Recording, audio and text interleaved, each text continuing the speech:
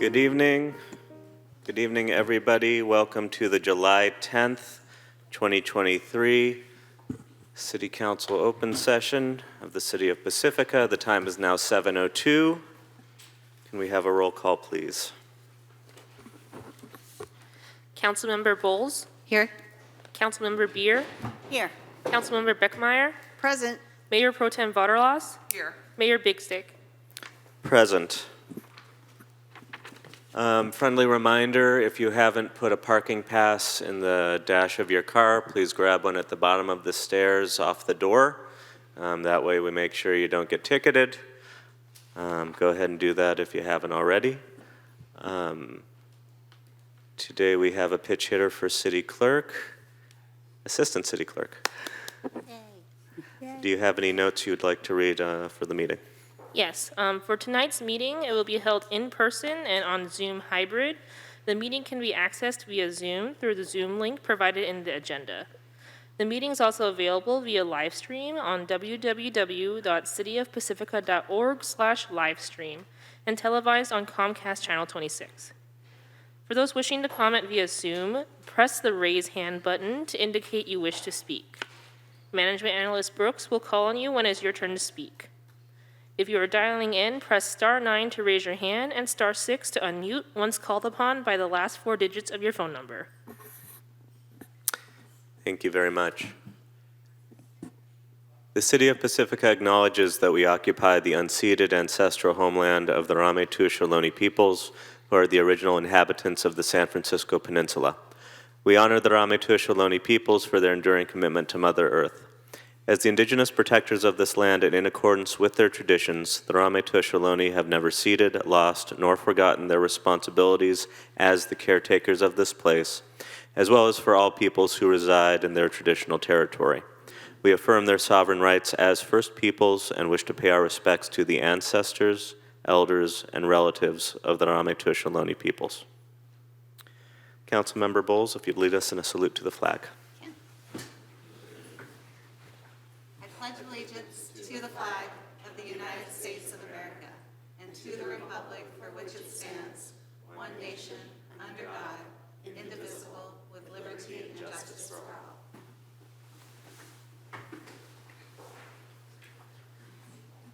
City Attorney, do we have a closed session report? No reportable action. That brings us to special presentations.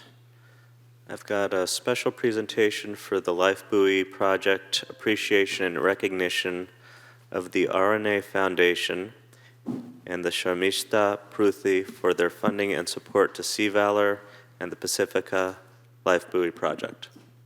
I apologize if I mispronounce anything over the course of this. Recording in progress. No, you did great. Good evening, Mayor, Mayor Pro Tem, and council members. Bob Palacio, Director of Parks, Beaches, Recreation. I'm joined by Eric Jones of Sea Valor and Anthony Shriver, Supervisor for PBNR. We're here tonight. We wanted to just give you a quick update and then also bring someone before you. Prithi Nair, who was, her daughter Shug was 19 years old and in July of 2020 had drowned. And per Prithi's advocacy and funding support, we've been able to have the Pacifica Life Buoy Project sort of come to fruition and have its progress. So with that, I wanted to turn it over to Eric for some short words, and then we're going to bring Prithi up just so that she can kind of tell you her journey. Good evening, Mayor, City Council members. I just wanted to thank you. I was before you, 2 or 3 months ago, making the presentation. As you can see, we now have 6 of these installed, and I'm sure everybody's aware that I think it was about 3 weeks after we installed them, one was actually used to help save a man that had either fallen or jumped into the water, and apparently he held onto it for about 45 minutes until the Coast Guard helicopter came and plucked him up. So, again, just wanted to thank you. I think it's that incident alone showed that these do make a difference. While we were installing them, we had dozens of people coming up and saying thank you. Nobody was negative. They said this has been a long time coming and just expressed their appreciation. So it's really just a status update. We have more ready to go, and I know they're working hard to get the final approval from the California Coastal Commission, but we're committed to getting as many installed along the beaches as possible. And really, that's it. Just thank you for your support, and I think this is a great example of how private and public sectors can work together to make a difference. So that's really it. And this is, I'd like to bring Priti up. She and I have known each other for 2 years now, and she can tell the story, but in a nutshell, well, I'll let you speak. Hi, thank you for giving me this opportunity tonight. I would like to take this opportunity to thank you all for allowing me the space to share tonight. A special heartfelt thank you to Eric and his mission, of whom none of this would have been possible. In addition to a fellow bereaved mum, Shami, for her presence and support tonight. To see the lined up safety buoys along your pier fills my heart with hope. Hope that another family will never suffer the tragedy we did. My sweet daughter, Shuggie, drowned July 1st, 2020 at Panther Beach in Santa Cruz. This month marks 3 years since I haven't been able to hold her, and being called Mama is but just a distant memory. This personal earthquake has stripped me of all normality. Very little makes sense. It feels like such an isolated journey. Yet since Shuggie, there have been 3 more drownings at the same beach, and more so along the coastline. It is horrific to imagine losing loved ones to what brings peace and solace to so many. In fact, Shuggie loved the water. It was what drove her to Santa Cruz that particular day. She had recently graduated as an EMT and wanted to have one last day of freedom before she got tied down to a job. I had no awareness of how aggressive the ocean would be and was more concerned about her driving along Highway 17. So when I received the text saying that she had arrived safely, all my fears had been obliterated. Hence, the shock of seeing the 2 sheriffs at my door that afternoon is one I replay in my head often. It was the moment that I was told that my daughter had been taken into the ocean by a sneaker wave. All I remember hearing was she had now become a recovery mission. I didn't even know what that had meant. But they went on to explain that she had been in the water too long and a rescue mission was no longer a possibility. She was found washed ashore 2 weeks later in Monterey, ironically a place that she loved. We had taken her there for a weekend to celebrate her 19th birthday a few months earlier. I've never imagined that my daughter being found was something I would be grateful for. Yet I sincerely am, as I have met less fortunate who have lost their children and who remain lost at sea. I continue to suffer the aftershocks of this tragedy and have come to terms with these being lifelong. It's hard to see light in the world when you suffer such loss. However, it has become my teacher, and it validates how fragile life is for all of us. Every moment is a gift for me. Being able to share her story right now is a gift. I have learned through the cruelest fate that all we have is the present moment. It has taught me to see the richness in people and situations. Every passage is a lesson. My Shuggie had this amazing ability to see the best in everyone. She invested in connections with her whole heart. I am evidence she existed, and every opportunity I get, I try to live my life through her eyes with love and compassion, for a broken heart is an open heart. There continues to be drownings along our coastline. It seems incomprehensible how more is not put in place to prevent these tragedies. I have been told by many this always happens to people who are not from around here. Whilst this may be some truth, it's not comforting. My prayer is that we stay united to prevent continued recurrences. However, with the guidance of Eric and the approval from your city, there is hope. Hope that you all become the gold standard for other cities to follow. My personal wish is one day Santa Cruz will be able to follow lead. And I'm sure with the dedicated hard work and perseverance of Eric and all of you, hope will prevail. I now wish for what was and what will never be. And the installation of these rings could mean another family be spared this life-altering tragedy. With sincere gratitude to you all tonight for allowing my daughter's name along your pier and for being able to create something so meaningful in turning tragedy to legacy. My hope is her name will always be remembered in the gift of helping others and possibly forever saving lives. Thank you.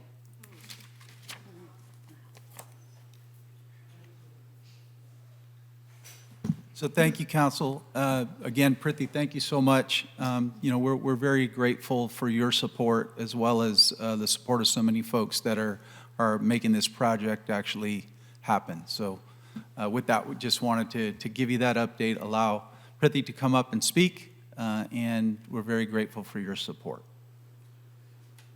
I'd also like to express my gratitude. Good evening, Council. And thank you all for your support, and thank you to the Prithvi and to the Nair family for your support and your advocacy as well. Being a lifeguard for life, I definitely know the impact of these preventive measures that we're making, and so I just want to thank you all very much for your support.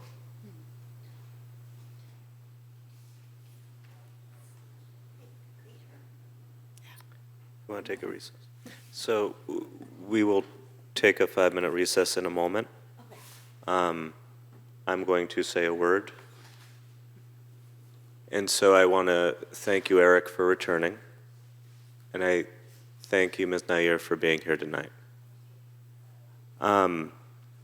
We had the opportunity to learn a little bit about Eric the last time he was presenting to us about these life buoys. And again, it is honored to be graced with a hero's presence.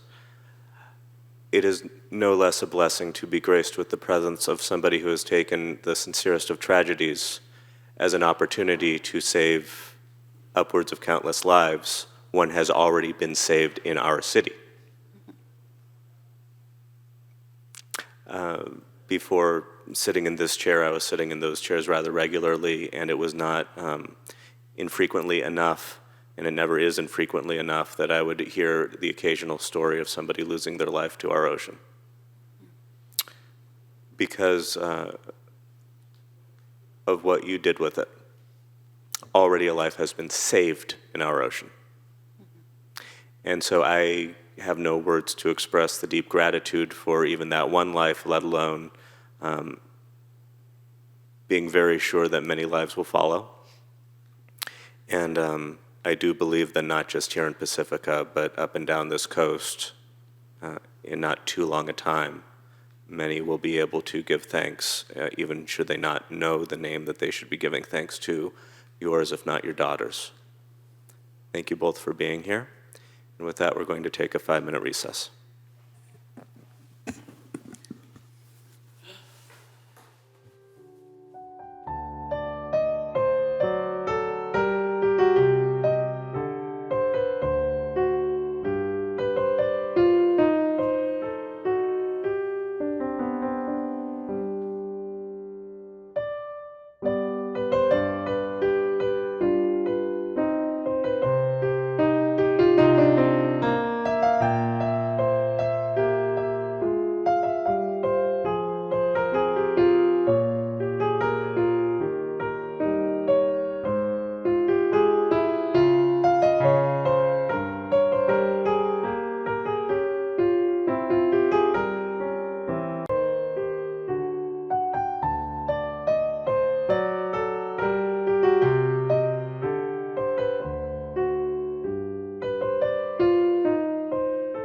Time is now 7:20. We are reconvening.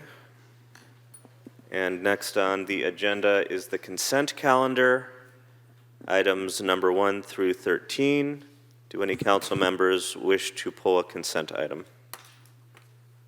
I'd like to pull item 10 just for a brief explanation of the project. I was hoping that maybe we could see a drawing of the area of work for the bicycle and pedestrian plan for Manor, if staff's prepared to do that. Okay, so we'll pull 10 for a brief staff report. And City Attorney, we do need to pull the item in order to have that staff report, do we not? Generally, we would pull the item and then have it heard at the conclusion of the consent agenda. We just move straight into item 10. Absolutely. So if you'll give us a minute. So do any other council members or same council members wish to pull any other agenda items? Okay, if not,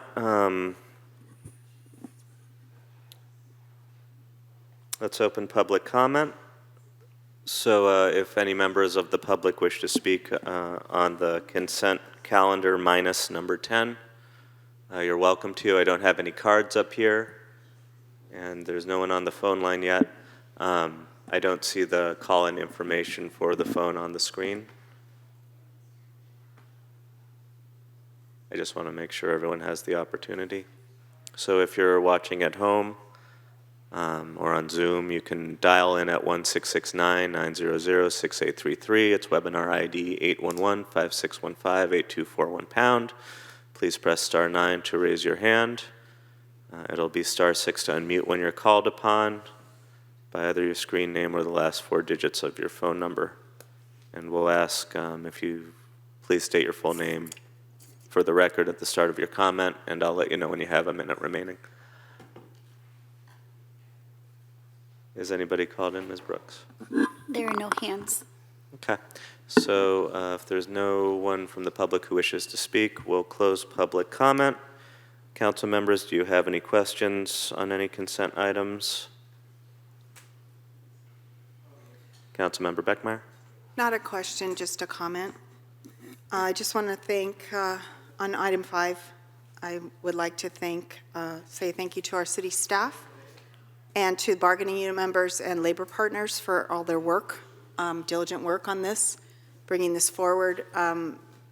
Councilmember Beer and I were reminiscing a little bit and realizing this is our 3rd time through memoranda of understanding, and this has been a very productive process, and I'm very grateful to you all for the time and diligent effort that went into it. Thank you. I'll second that. Our team has been exceptional, and thank you all for all the hard work that went into it. Any other comments? I'll entertain a motion if not. I move that we approve the consent agenda, removing item 10. I second. We have a motion and a second. Please vote.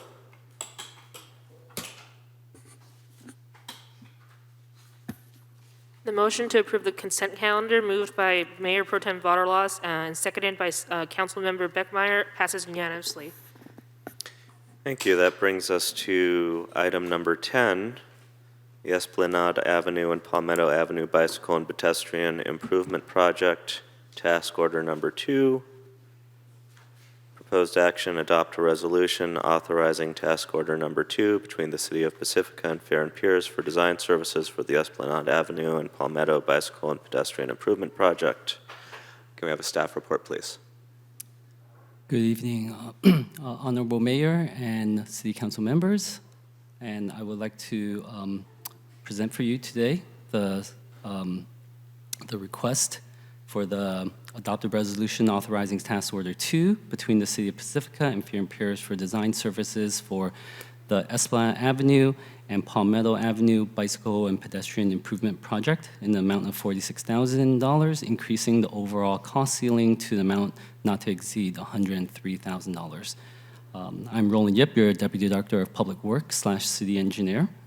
So the scope of this project is to install bike lanes and bike routes and pedestrian improvements along Esplanade Avenue and Palmetto Avenue, along Westline Drive to West Avalon Drive on Esplanade, and from Palmetto to West Avalon, from West Avalon to Palmetto on Palmetto Avenue. So next slide, I'll go over the bike lane improvements really quickly. There's just a couple of slides, so if Emily, you could just help me click, I think that should be fine. Next slide, please. So this is what we have currently from Fair and Piers. It's a 75% design of the bike. This is a bike share that's shown on Esplanade. We have a combination of bike lanes. The bike lanes would be a separated path that is dedicated 5 or 6 feet along the edge of the edge of the travel lane. These sharrows are just shared markings, and it's meant to add some visibility to the road for vehicles so that bicyclists and vehicles can share the road together.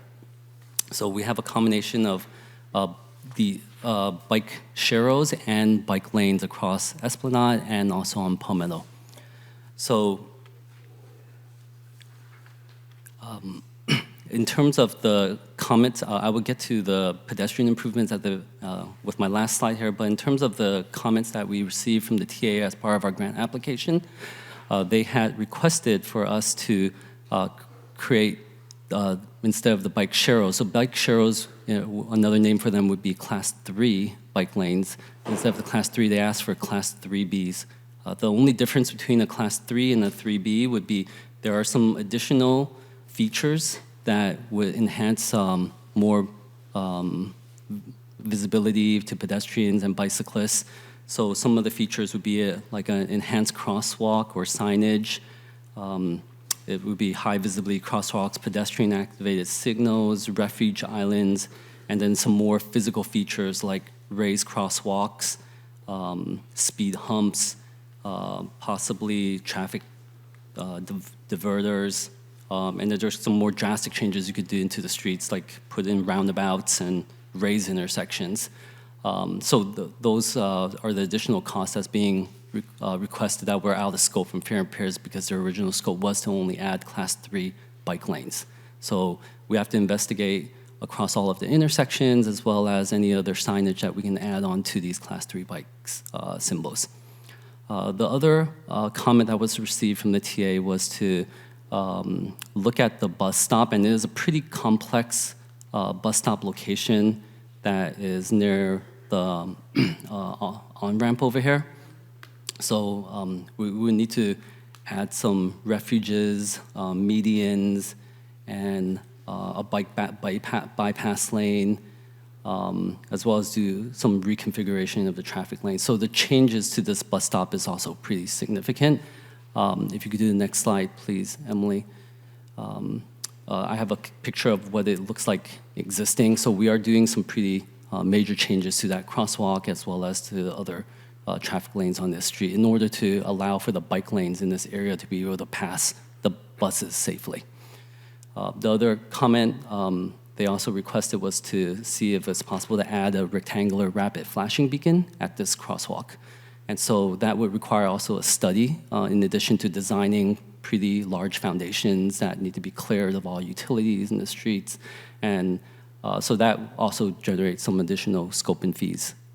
And lastly, the project installs several curb ramps.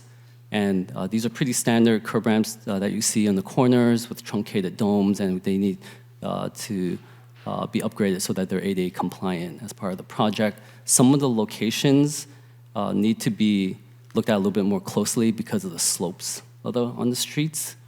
And so when we originally scoped out the project with Fair and Pairs, these were only done with fitted ramps, as in they take a slope measure out there to kind of get some slopes of the street. There's no formal survey that was done, so the amount of detail that's being asked for from the TA is going to require some additional scope. This is a minor change compared to the other two. So in summary, the changes for the scope and the design is due to changes from a Class 3 to a Class 3B, additional bus stop locations that need to be investigated a little bit more further in terms of the design, and as well as some additional curb ramp design.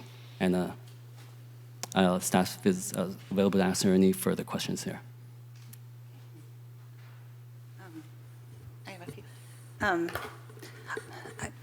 I guess I was hoping to see like an overall scope of work, and trying to understand. I was asking some questions earlier that the area that's described includes the Manor overcrossing area, and I understand we're going to hold off on doing some of that work, but there were crosswalks like from Manor across to Esplanade.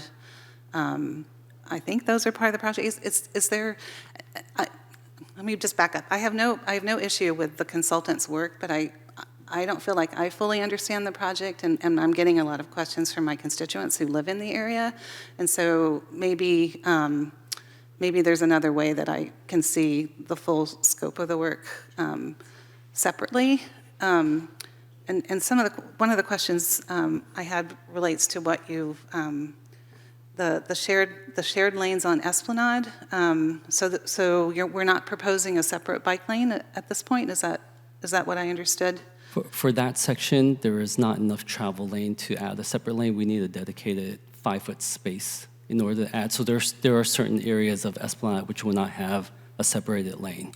There are certain ones that do, if there's space available. I'm thinking in particular the area by like the Chit Chat to the Bluffs. There's a lot of concern about oversized vehicles that are parking there now, and I think the thought that was conveyed was that the addition of bike lanes would potentially restrict the size of the parking vehicles. But I don't see that happening in this plan. So I just want to make sure I understand. We do have a developed 75% set, and we can look into the area in front of Chit Chat Cafe to see if it's a dedicated 5-foot dedicated lane or not, and we can provide those plans to you. It's just that it was not it was still a draft set, so we didn't want to provide, and didn't include any of the TA's comments, so to avoid confusion, it was not provided. And I was told that there's not really an opportunity for public input otherwise on the design, right? Later on. So we will provide additional information and additional briefing about the project. So this is not a new project for the council. So it's been in council discussion since 2022. So we want to make sure that we discuss the scope of the project, but the agenda item before you today is approval of the task order 2. Right. Right, but the scope is what I'm trying to understand, and then I'm also trying to understand it in relation to the road safety plan, because there are a lot of issues that are identified on those streets, on Palmetto in particular. Anyway, I can follow up with you later. There might be some public comments. I know I had some constituents that had some concerns also, and So while planning has been done for this project at this point, what I do appreciate is that it would be really helpful if there was a very clear illustrated picture in the staff report of exactly what the project is, which is also a good refresher for us who have been on council for a while, let alone any members of the public who could use a refresher or who are new to observing regularly. And so if we could follow up with a clear illustration of exactly what the project is, we're not all engineers, and bright pictures helps me personally, let alone anyone else who might be trying to really understand with clarity what the project will be. So in the meantime, let's turn to public comment. I don't have any cards in front of me at this time. Mayor Bigstick, there's two hands raised in the audience. Okay. And do we have names or numbers? What we got? Our first hand raised is Monica Meager. Is that Nieder? Meager. Meager. Deputy City Clerk, could you give me permission to unmute our speaker? Thank you, Monica. Go ahead. Yes. Hi, my name is Monica Maher, and I live in the West Avalon Dolphin Esplanade area, and I want to thank both City Council and the city for moving forward with the bicycle and pedestrian improvement along Esplanade.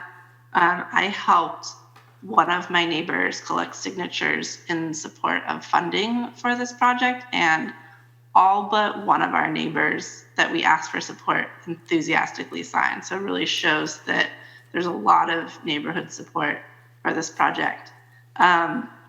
Since it's unclear when or if residents will be able to provide any comments on the design as it moves forward, I just do want to make sure that staff is paying attention to the number and locations of crosswalks. So, currently the only crosswalk that goes across Esplanade is all the way at the end at Palmetto, so on the opposite side of Esplanade from our neighborhood. And the general plan showed pedestrian improvements at the Manor and the Bill Drake intersections, but nothing at West Avalon. So I want to make sure those pedestrian improvements include at Manor and Bill Drake, that those include crosswalks across Esplanade, and then also strongly encourage that there is an additional crosswalk at West Avalon there's already curb cuts in place, and this is the main intersection that me and my neighbors use to access the wonderful Class 1 shared use path that's already there.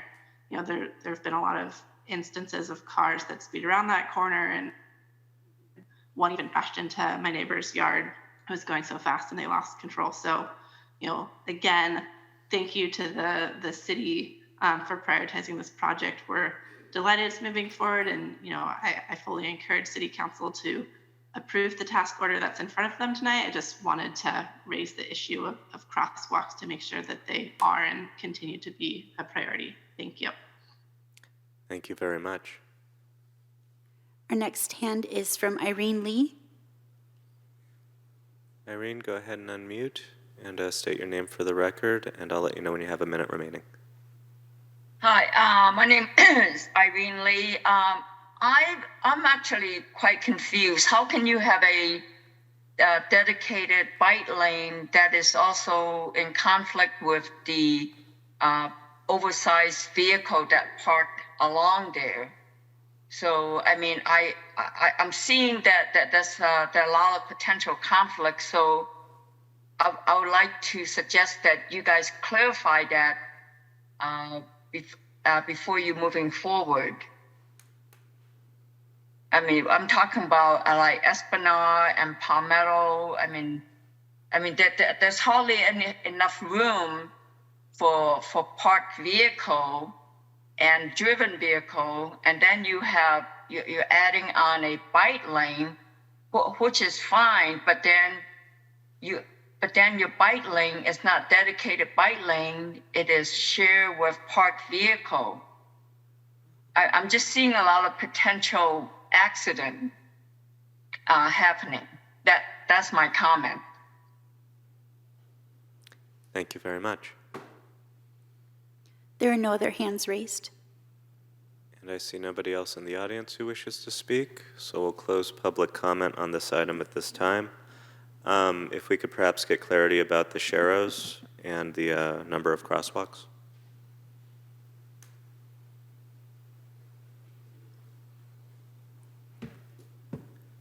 In terms of the crosswalk that is in front of Bill Drake and Manor, that's currently outside of the scope of the project.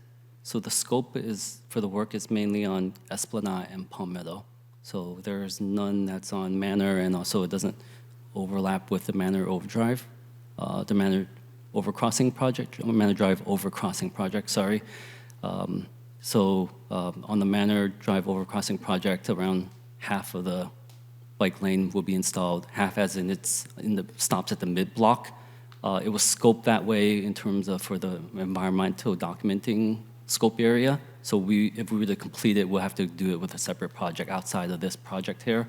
The other ramps that's being asked for, we have to look. I don't know the counts off the top of my head right now, but in terms of adding some additional ramps along the project area that's feasible, we would do that. Especially the West Avalon is part of the scope in the project. So it will go from Esplanade to West Avalon and then to Palmetto. So the West Avalon portion does have some ramps, and we can definitely look into adding more as needed. And it sounds like this is a piece of a larger puzzle that will get filled in as we go along. Am I understanding you correctly? In terms of the bike lanes, yes. So the bike lanes, there are many bike routes that are in the bike master plan, and we are continuing to build it out as we receive grants. Grants for this type of facility is the most abundant that we can receive, so we would look into getting grant opportunities for this type of work. I think the commenter's understanding of the sharrow was that the bike lane itself would be shared with the parking spaces. My understanding personally is generally the bike lane is shared with the actual car traffic. If you could clarify, please, exactly what is meant by sharrow. That's correct. Maybe it'd be helpful to bring up the, if you could bring up is it available to bring up the slide again, Emily, or is that challenging to do? Oh, if it's not, it's okay.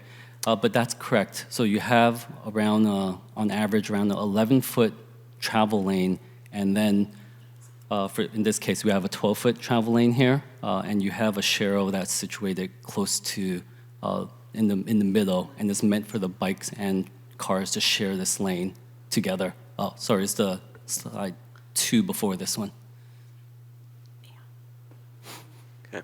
So this graphic that's in front of us right now is exactly what I feel like would have been very, very helpful to have had in the staff report. If you could share a graphic like this for the fullness of what we are approving tonight so that we can share that with our constituents as folks are showing interest, that would be very helpful, please. Yes, I can definitely share this graphic along with a couple of, like the slide before this one.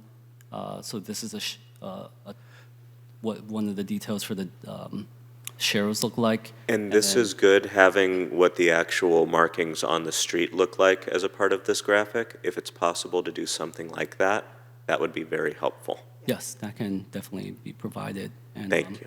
I think they also had one final question in regards to where there's a bike lane along where the Chit-Chat Cafe was. And north of the Chit-Chat Cafe is a bike lane, so it's a dedicated 5-foot to 6-foot lane, and then south of there are sharrows. Not existing now, though. Not existing right. now, being proposed with the project. Okay. Mm-hmm. Yeah, and we're not seeing that, so it's hard to visualize and think about the whole project, so. Did you get what you needed? Yeah, like I said, I'm happy approving the contract. I would just like more information as we move forward. No, and clearly there's interested parties in the public, so I appreciate you bringing it up so that we can really clarify what we are approving tonight. If someone wishes to make a motion, if there's no further questions. I move that we approve consent item 10. I second. Motion and a second, please vote.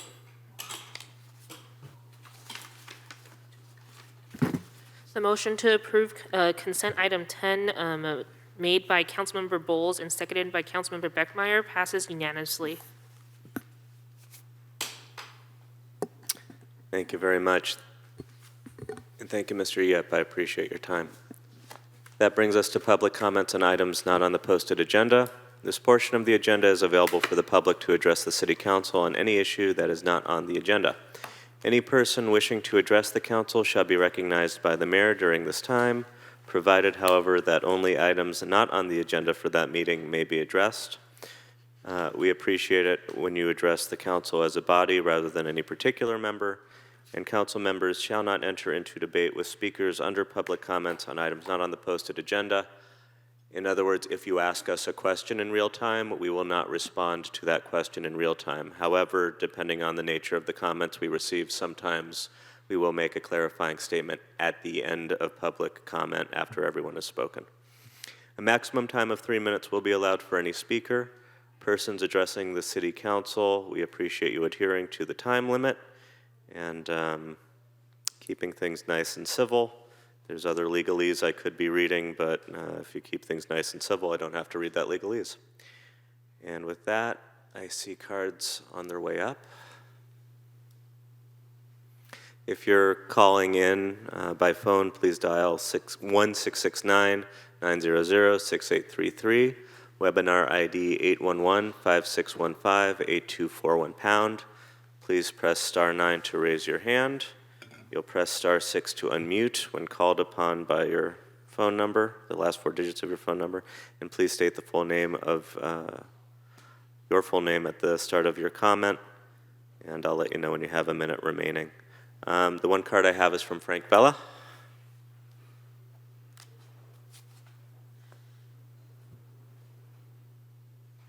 And anyone else wishing to speak, please fill out a card in the back and they'll bring it right up.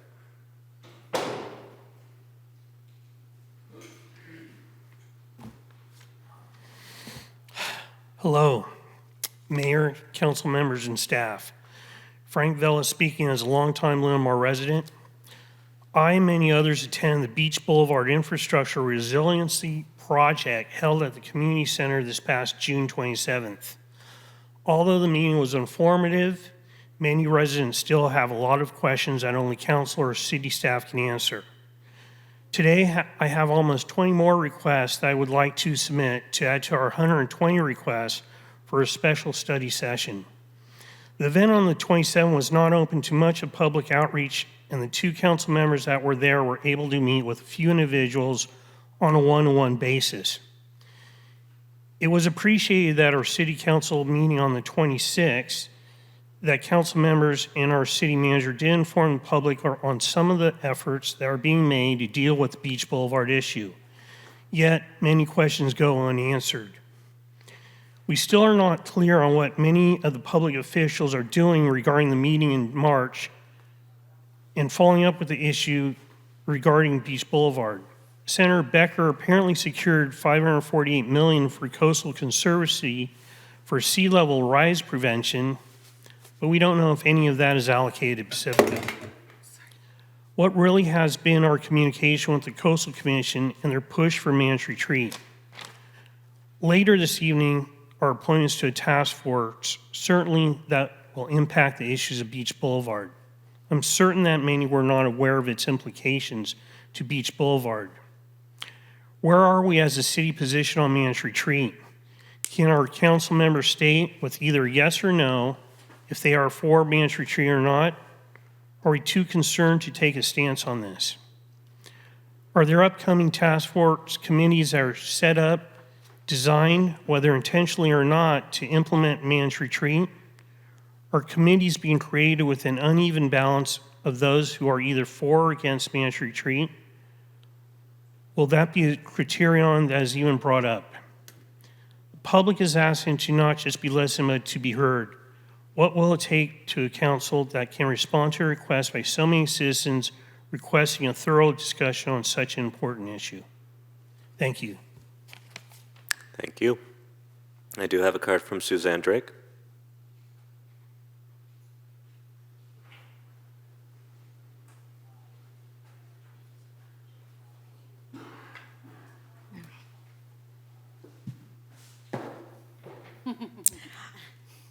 I used the box this time. So thank you all for being here and certainly listening to Frank Vella. I think he had a lot of good points. Additionally, I think that you all still have a lot of questions with regard to Beach Boulevard, resiliency, and so on and so forth. So I think a study session for the public would be a really great opportunity for you all to get more information from staff, as well as some back and forth of maybe missing information. And certainly the public is looking for that as well. So thank you. Thank you very much. I don't have any other cards at this time. Do we have anyone on the line? There are no hands raised. Okay. No hands raised, no cards, going once, going twice. And I will close public comment. Mayor Big Stick, one hand has been raised. I will keep open public comment. Trish Richmond, you are unmuted. Please state your name for the record. Hi, I'm Trish Richmond. I'm a resident of Beach Boulevard. I'm just confused about what I'm allowed to talk about. One of the items under consideration is the Climate Action and Adaptation Plan Task Force. What is this, and who are the applicants, and how is it? What is this relating to the issues that we're facing with managed retreat? What is this task force? So we'll certainly be going over that item later tonight, and we'll have a full staff report and everything. Okay, thanks. Thanks, I appreciate it. No problem. There will also be an opportunity for public comment. Thank you. Okay, great. Thank you. Thank you.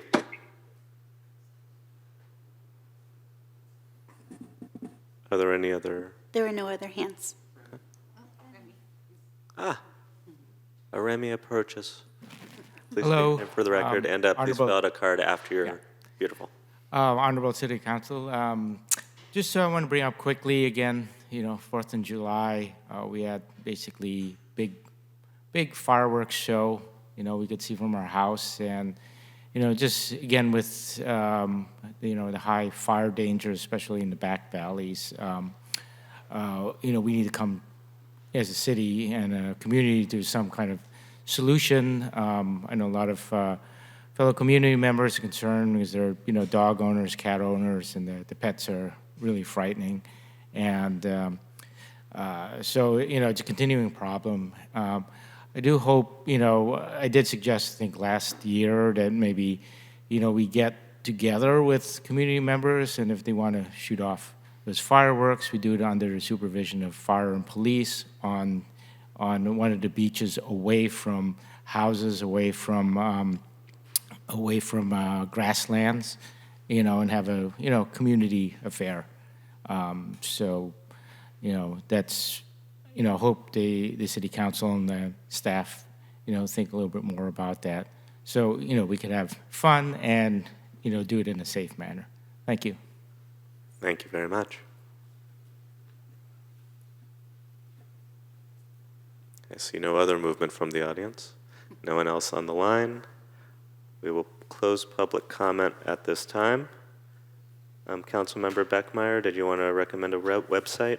Just in regard to the climate action question that came up, since it is later in kind of a long time on our agenda, there may be an opportunity to check the city's website for a fuller understanding of what the whole thing is about.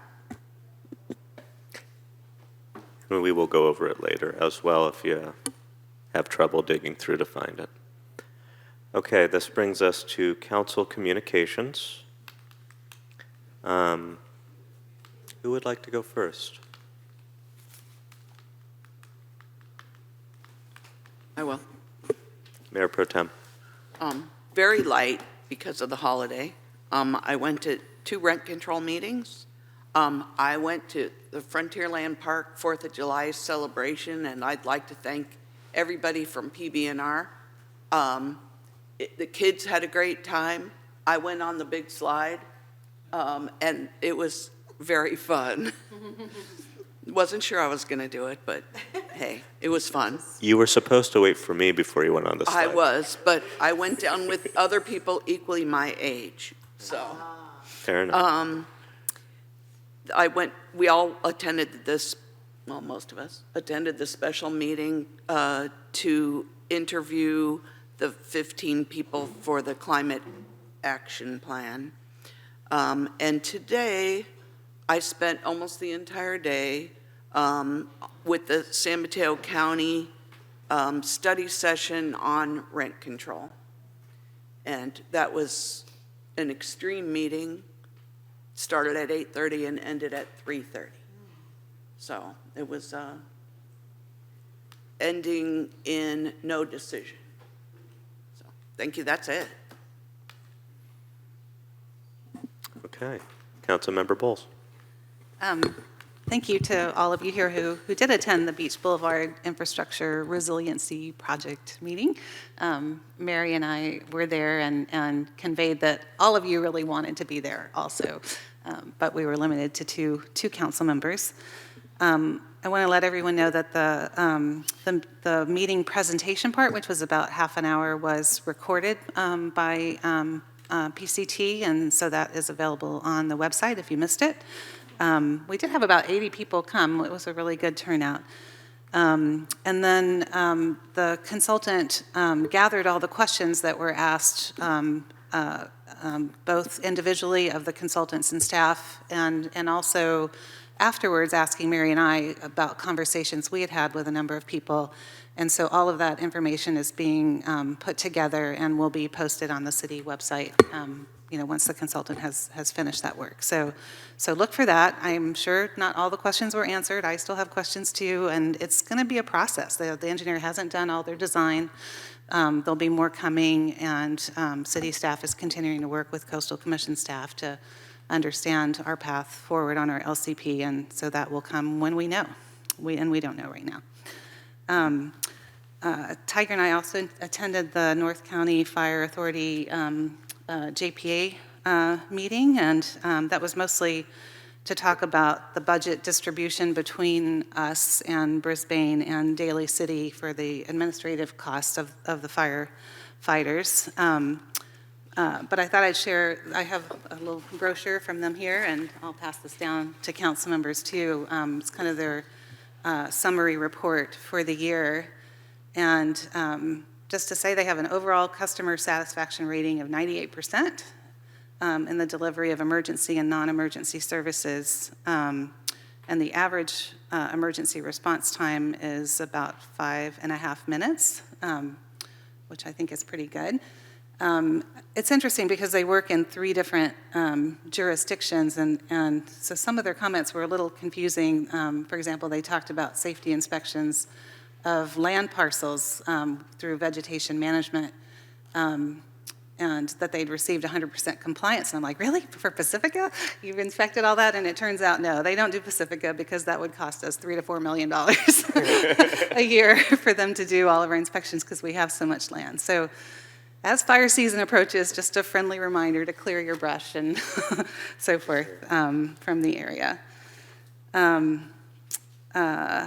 I had a nice lunch with a representative of the Loni Ramatush tribe locally about a few things going on in town. I met with the Pacifica Climate Committee and just want to say they're really focused on education. So they had a great electrification event about a month and a half ago, and are planning a second one as a follow-up with more nuts and bolts of how to actually electrify your home and get the permits and contractors and so forth. So more details to come up on that. And as part of FogFest, September is also Transit Month, and working on that. One of the members works for BART, and we're actually looking at perhaps getting the FogFest connected with the Bartable program, which is like a website so that BART advertises how to get to events on public transportation. So that's pretty exciting. Thank you to everybody who applied for the Climate Action Plan. It's always wonderful to get to interview and meet people from all over town, with different passions about the important work that the city is doing. So thank you for that. And then last night I had a meeting with some CERT members and a few members of the Emergency Preparedness Committee just to start to understand. There's some concerns about post-COVID kind of recovery and building back our CERT programs and providing more training to get new residents able to participate too. This is a program in an emergency. We have very limited police and fire staff, and so you have to plan on being able to take care of yourself and your family and hopefully your neighbors for a few days. And so it's a really great program. Hopefully share some more information coming soon. And then just wanted to tell everybody that this Saturday, Anna Eshu is coming to the Pacifica Dems at 9:30 at the golf course. Thanks. Thank you. Councilmember Beer. Okay, yes, thank you. Hello, everyone. Thanks for coming out tonight. So I just want to comment a couple things. Thank you, Councilmember Bowles, for the update on the Beach Boulevard Infrastructure Resiliency Project meeting. I just had a question. Councilmember Beckmeyer, when did we vote as a council to move forward with the hybrid model? Do you remember how long ago that was? Anybody? It was at the conclusion of BBIRP 1. Right. Yeah. Okay. Whenever that was. I just want to be clear about Wasn't it summer of 2020? that. 20, it feels like. We did vote to move forward with a hybrid. We did. Okay. Yes. Great. Thank you. Yeah, things have been a little slower. I want to take a minute and really thank our police and fire for 4th of July and all of the work that's gone into it. I know we received a kind of a breakdown on the things that happened that night. I wonder if it would be a good idea if maybe we got a little update this evening tonight, if that's a possibility for our chief to give a little update or just about what happened. Is that possible? I don't believe it's on the agenda. Oh, no, it's not. You're right, Michelle. Yeah, next. Okay, next time. So it might be part of the city manager's report, but if it's not, then that would be the only. Got it. But anyway, thank you so much for all of your hard work. I know that our neighborhoods were booming and people had fun, and that's great. And I know that Park Beach and Rec certainly has stepped up, and all I was hearing about from all the young families is how much fun they had, so much. Good job, really good job. Thank you. Today, I attended the League of California Cities Executive Committee Peninsula Division meeting. And so the executive committee is made up of representatives from San Mateo County and Santa Clara County, and we get together and move things forward for Cal Cities. We're going to be having a mental health event on October 6th in Mountain View. We're going to have speakers, Assemblyman Pelican and Supervisor Simitian, thank you. And then our very own Eddie Flores from South San Francisco. So it's going to be a really good event. I'll give you more information as that moves forward. We are having our conference at the end of September, and the annual division election breakfast will be held that Friday. So please, if you're going to the conference, please attend the breakfast. And then there's going to be a fundraiser at the Giants game on September 27th. So a lot going on there. There was a meeting down in Long Beach that I wasn't able to travel to for the Environmental Quality Policy Committee through California League of Cities. But I did get some information about the presentation that they had down there. It was about air quality challenges and policy development in California. And they talked about building decarbonization and environmental justice and clean transportation and all the things that we really talk about to reduce our greenhouse gas emissions. So there's a lot of information that I was able to get. I'm going to have a one-on-one with the head of this committee so that I can learn some more. Evidently, a lot of us were not able to travel down for that meeting, so I didn't feel that bad, and I'm able to get some information. So that's really good. Let's see, what else? I'm on the board of Coast Pride, and I just wanted to let you know that there's going to be a fundraiser through San Francisco Broadway, and we'll be connected with the Broadway plays, the full run of the Tina Turner Broadway play, and so we'll be doing fundraising for the full run of that, and then we're going to have a special event for Aladdin, which will be a one-show event, and so we're really excited to be partnering with San Francisco Broadway. Super exciting. And I want to thank our council members and the mayor of South San Francisco for meeting with myself and my interns from San Francisco State University who are looking at cannabis policy. And I also want to thank our wonderful Holly Smalley from LIT, who spent a lot of time with my interns, not only this set, but the set before, and really showed them what good cannabis merchants look like and how they act in our community and how they give back. And so I just want to thank everybody for that. And I think that's it for me. Thank you very much, Councilmember Beckmeyer. Oh, wait. I forgot about the Beach Coalition. Hold on, Councilmember Beckmeyer. I just want to thank the Beach Coalition for all the cleanup. Oh my gosh, 4th of July cleanup. I forgot about that part. And I know that not all of the slots were filled evidently from our fireworks booth, so I'd like to learn a little bit more about that. But yeah, there was a ton of trash, and so thank you over and over and over again to Lynn Adams and everyone at the Beach Coalition. Now I'm done. Councilmember Beckmeyer. All right. My report won't be too long tonight because I've been out of town since the 29th of June. But I did have an opportunity on the 27th, the night after our last council meeting, to attend a very interesting webinar entitled The Benefits of Deconstruction. It's available on the San Mateo County Office of Sustainability website, and it was a great presentation about when you are doing a major remodel or a tear down, how it's possible to carefully deconstruct the property and have the material reused, purchased by a contract. It's a whole process. It's not just like, here's some sinks. There's a real process where it's bid out and there's funds that the person doing the tear down are able to save, and what I thought was great about it was you get to not put stuff in the landfill. So I highly recommend that. I was actually out of state with family, a big family reunion in Oregon, so I was not here for the 4th of July, but I was very pleased to see the photos of the Frontierland celebration.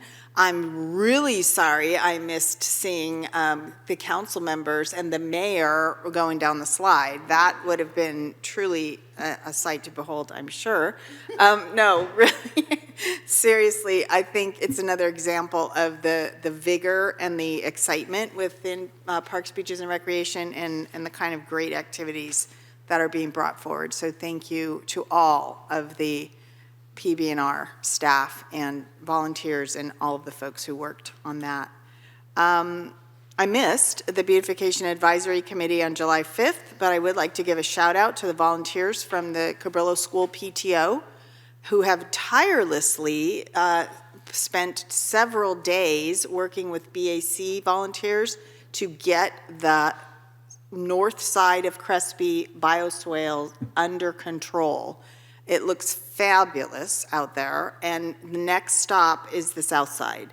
So for the sponsors and the community to engage in working on the south side, that's the next step, and it really, it looks terrific. I'm so pleased about that. Two last comments. I didn't attend the interviews for the Climate Action and Adaptation Committee, but I did review the applications, so I'll be ready for tonight. And with regard to the 4th of July cleanup, the beach cleanup after the fact, I received that email as well, expressing concern and dismay that all of the group slots were not filled.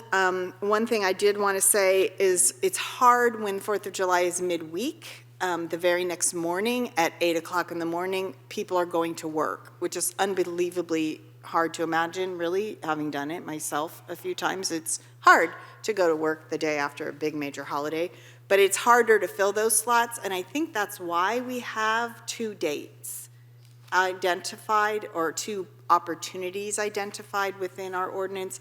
We'll look forward to a full report on all of that, but I think sometimes if a group can't fully flesh out their time on the 5th, they have the opportunity on another date as well. So we'll find out about that.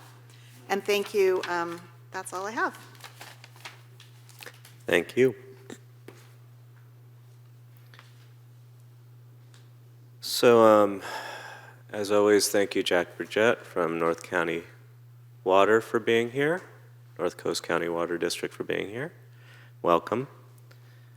I'm a little more out of sorts than normal. I always present loose, but it's, I assure you, a well-structured looseness, whereas tonight, because a loved one is currently dying of cancer, I have that touch of distraction in causing a greater level of looseness, I'm sure, than normal. So I wanted to put that for the public just to know what is going on this side. And that relative is somebody who can trace their ancestry to Ukraine, and so it makes it all the more meaningful tonight just to voice my regular reminder that there is a unneeded war going on in Ukraine, and if the bullying of that sovereign nation could stop, the entire world would rejoice, I'm sure. I had the pleasure of attending the North Coast Fire Authority meeting with Councilmember Bowles. They're always short but sweet, and the good news is we remain a member of the North Coast Fire Authority, which saves us money but also makes us a part of a really good regional team. I taped an episode on PCT of a forthcoming talk show entitled The Mayor's Office, which is a play on the fact that there is no physical mayor's office. And so this television show is an opportunity for whomever is mayor of Pacifica to interview regional leadership about whatever they want that is not going to be a Brown Act violation.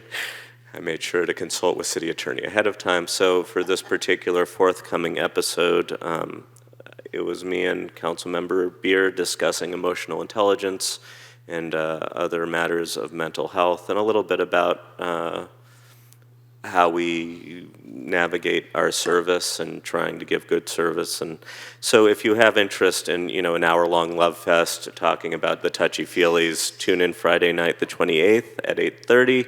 You will see just that.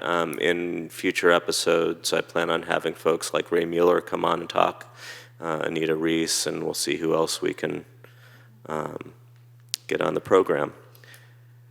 I had a meeting on July 1st with a constituent. She had questions, again, about the Beach Boulevard Resiliency Infrastructure Project and how that might relate down the road with what's going on with the LCP update process. And so I say this to say that if anyone wants to reach out to me, I'll be happy to have a moment, but really the only thing I have to report to anyone, this individual included, is that there's not really much to report. City Council has voted on the hybrid alternative to Beach Boulevard, and after that we wait for our staff to hash out with Coastal Commission staff whatever they're going to. We gave very clear direction that we are not interested in including managed retreat as something anywhere near a top of a list and as much bottom of the list as we can get away with. Whether or not the Coastal Commission will sign off on that is something that their staff will discuss with our staff, and then invariably, depending on whether or not we need to have that larger conversation in the public, we will when we need to. And there, last I heard, were 200 some odd or 185 different points, some of which are nothing and some of which are something like that. So the response to anyone is essentially, we voted on the one thing and the other thing, we're all just kind of twiddling our thumbs until we have something substantial to discuss in public. And so I was happy to meet with this person and give her that knowledge in certain terms. I enjoyed the July 4th celebration with my girlfriend's daughter, a 9-year-old daughter, so I got to bond a little bit with this nice individual who is growing up, and enjoyed the slide accordingly. And the rest of what was really tantamount to Carnival Light, but there were all sorts of legit carnival rides and games, and it was really neat to have that as a free offering to celebrate freedom on July 4th. So thank you very much to Parks, Beaches, and Rec for putting that together. It was awesome. I had a tour of Taft Elementary in Redwood City to show some of the members of the Library Joint Powers Authority, the Big Lift program. It was also sundry other members of the education team in the county. We got to experience what there are these 60 students that are basically pre-kindergarten and are about to go into kindergarten in the coming year. It teaches them that school is a safe place. It's a place that's fun to learn. It prepares them to be in school mode when they do get to proper kindergarten. It's not just for the kinder crowd. It goes all the way through the 3rd grade to make sure that learning retention is in place.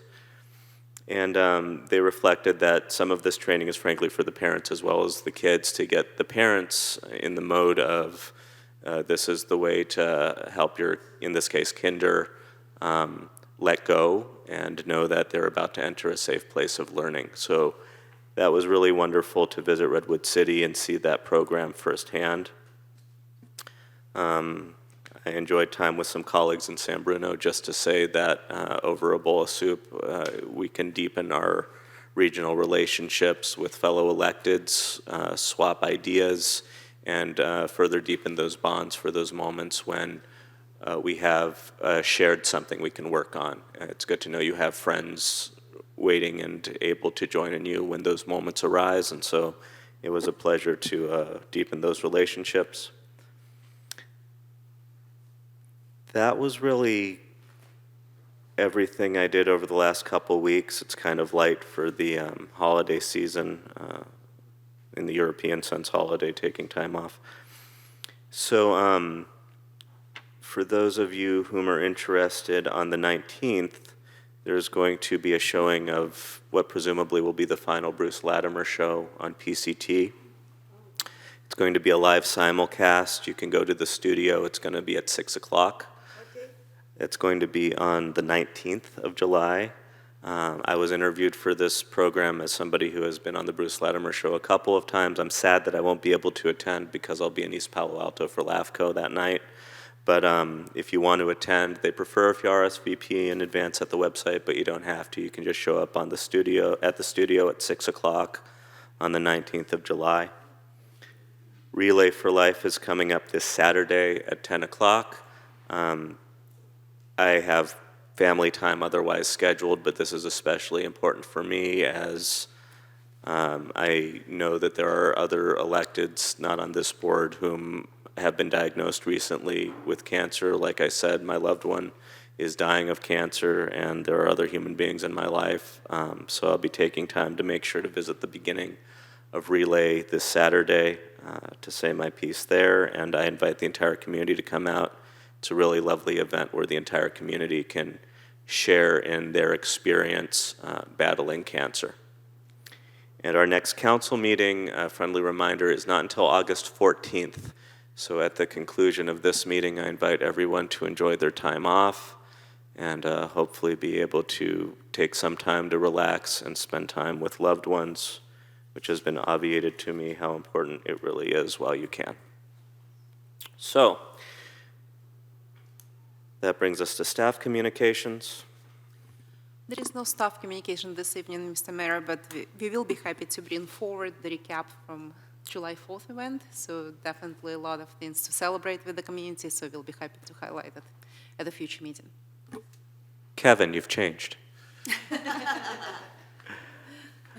Perhaps in lieu of a staff report, you could just remind us that our regular city manager is having a lovely time somewhere, and thank you so much for stepping into those shoes tonight. And may all be well with you. It was charming to meet your daughter at the July 4th celebration. It was really lovely to meet Christine and spend time with staff in an informal setting, reminding each other that we do things like being human outside of just this room. And I did go on the big slide too. Very good. As well you should. Okay. So let's get on with the schedule and get on to our vacations. Public hearings, item number 14. The one public hearing we have is to consider oral and written protests received relating to amendment to the Pacifica Hotel Business Improvement District, or BID, by amending the Pacifica Municipal Code, Section 3-17.03, introduction of ordinance to amend Pacifica Municipal Code, Section 3-17.03, to remove provision for allocation of funds within 30 days and replace the Pacifica Chamber of Commerce as the managing agency of the bid with the City of Pacifica. Proposed action: conduct the public hearing, receive and consider any oral and/or written protests, and if less than a majority of the bid members protest, introduce by title only and waive further reading of the ordinance. Staff report, please. Thank you, Ms. Mayor. So the item before you today is a public hearing related to amendments of the Pacifica Hotel Business Improvement Districts and the corresponding section of the Municipal Code, and introduction of the ordinance, and you already read the title of the ordinance to remove provision for the allocation of funds within 30 days and replace the Chamber of Commerce as a managing agency of the BID with the City of Pacifica. So the Council, I will be very brief in my report. So the Council held a series of meetings related to this item and specifically to the changes in the BID program. So the public meeting related to this item was held on June 12, 2023. And tonight, we are moving forward with the procedural requirements for this action as further spelled out in the staff report. So we are asking City Council to first hold a public hearing rule out any oral or written protests, if any, and to the best of my knowledge, there were none submitted prior to this meeting. And if no protests or less than the majority of BID members protest received, then we ask you to introduce the ordinance to amend section 3-17.03, administration section of chapter 17, Hotel Business Improvement District, with the title within the title 3, financing of the Pacifica Municipal Code, to remove the provision to allocate funds within 30 days and replace the Chamber of Commerce as a managing agency of the BID within this, with the City of Pacifica. So that concludes my report, and happy to answer any questions. Any questions from council? Okay, if not, I will open the public hearing and invite comments from the public. I have no cards currently. Anyone who wishes to speak is welcome to fill out a card. There are no hands raised at this time, Mayor. No hands, no cards. I think the information has been placed on the screen enough about how to call in or zoom in, but I always want to make sure that everyone has the opportunity to speak. Give it another 10 seconds. 20, some people are watching on television, there's a delay.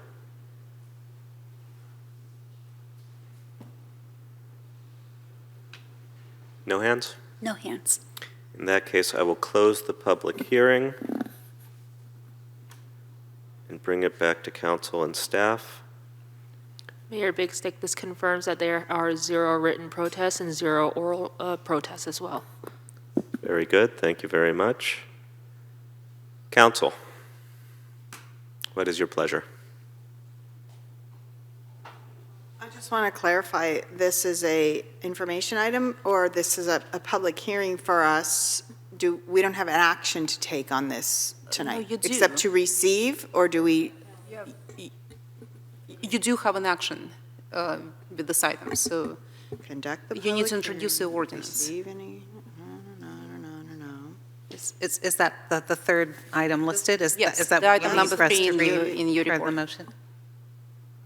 Okay, so unless there's any concern from council, I'd like to make a motion. Well, we need to open the public hearing, and then we need the city clerk to confirm that. This happened. Oh, my apologies. We're going at lightning speed tonight, Michelle. I'm trying to, for once. So I was trying to go so fast, I didn't even want to have a vote. But since we do have to vote, I would like to move that we introduce by title only and waive further reading of an ordinance amending Section 3-7.03, Administration of Chapter 17, Hotel Business Improvement District, within Title 3, Finance, of the Pacifica Municipal Code to remove provision for allocation of funds within 30 days and to replace the Pacifica Chamber of Commerce as the managing agency of the bid with the City of Pacifica. I'll second. We have a motion and a second. Please vote.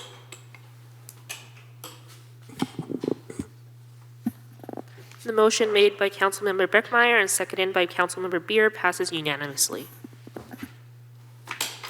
Thank you very much. That brings us to consideration item number 15, Pacifica Local Roadway Safety Plan, proposed action. Adopt a resolution adopting the Pacifica Local Roadway Safety Plan. Can we have a staff report, please?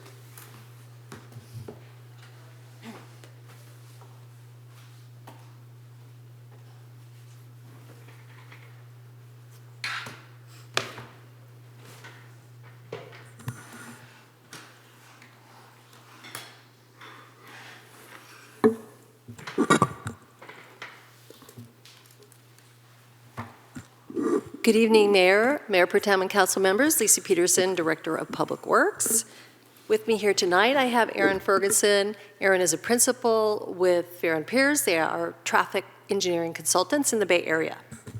And Aaron is going to be giving us a presentation tonight on the local roadway safety plan. We are here tonight to request adoption of this plan through resolution. And just to give a very, very brief overview, for some background, back in August, 8th of 2020, the council approved an agreement with Fair and Pierce in order to develop the local roadway safety plan. Council may remember that it's important for the city to have a local roadway safety plan in order for us to be eligible for grant funding, specifically HSIP, which is the Highway Safety Improvement Program. And this, of course, is a major funding source for safety improvements on our roadways. Additionally, it's important to note that in order to be eligible for funding, the projects that are identified in the plan must be developed through data-driven measures. So in other words, it has to show that these areas were, had accidents that were reportable. And so that's something that we're going to have Aaron talk about tonight on how that plan was developed and how we came up with that priority project list. All right. Excuse me. Thank you for having me this evening. I'm going to cover an overview of the local roadway safety plan. Obviously, the plan itself was included as part of the agenda packet. So I'll cover the highlights of the various pieces of the plan and talk a bit about the process that we went through to develop the plan's content. Next slide. So, well, speak to what is a local road safety plan. Oh, thank you. Talk about the state of roadway safety in Pacifica, touch on the vision that was developed specific to road safety for Pacifica, and then get into some of the analysis results. So talk about things called emphasis areas and priority locations and some steps around what next implementation steps could look like.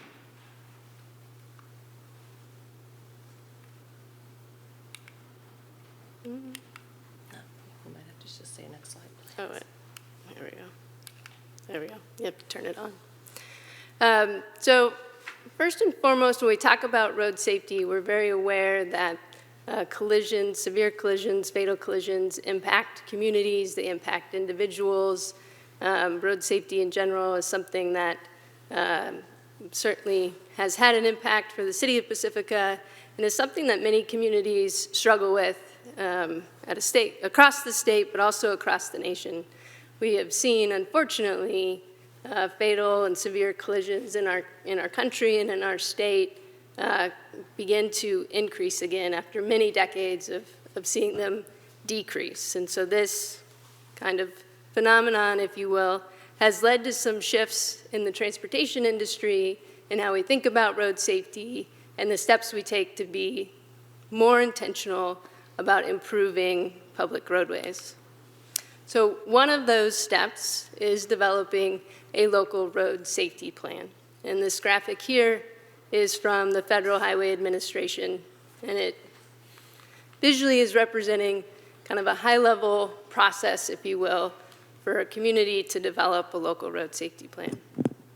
Some of the key kind of elements of developing an LRSP is really having a data-driven planning process, looking at collision data to understand trends and patterns, not only in where collisions are happening, but also the severity of those collisions, the types of land use characteristics, types of contributing factors that might increase collision risk in one location or another, and ultimately identify countermeasures and priorities for project development to help improve road safety. Another piece of the shift that we've seen in the transportation industry is how we think about road safety. And so this kind of graphic, this wheel, if you will, is a visual representation of what we're shifting to, which is called the safe system approach. And so I'll explain a little bit about what this is. But around the outside of the circle, you see some short statements that really highlight the principles of the safe system approach. The one at the top being that death and serious injury on public roadways is unacceptable, an acknowledgement that people make mistakes or sometimes maybe poor judgments in a split second. Humans are vulnerable, that our responsibility is shared, that road safety is proactive and that redundancy in the system is crucial. And so this is an approach that USDOT at a national level has adopted and Caltrans at a state level has adopted. Inside the wheel, you'll see 5 different elements that kind of make up the safe system. So one of those is safe vehicles, things like having vehicles with seat belts, working airbags, et cetera. Safe road users, so that's people understanding kind of expectations, road user behavior, et cetera. Post-crash care, that's emergency services, and also things like how we collect and understand and analyze collision data. Safe roads, those are the roadway design decisions we make, and safe speeds relates to both how we design and manage roadways and how people choose to drive on those roadways, at what speed they choose to travel. So it kind of gives a foundation of the local road safety plan is really an effort at many different levels to be more intentional in how we think about road safety and acknowledge that collectively, anybody who's kind of has a role in making decisions around roadway projects or operations has part of that shared responsibility to think about the potential safety impacts of those decisions.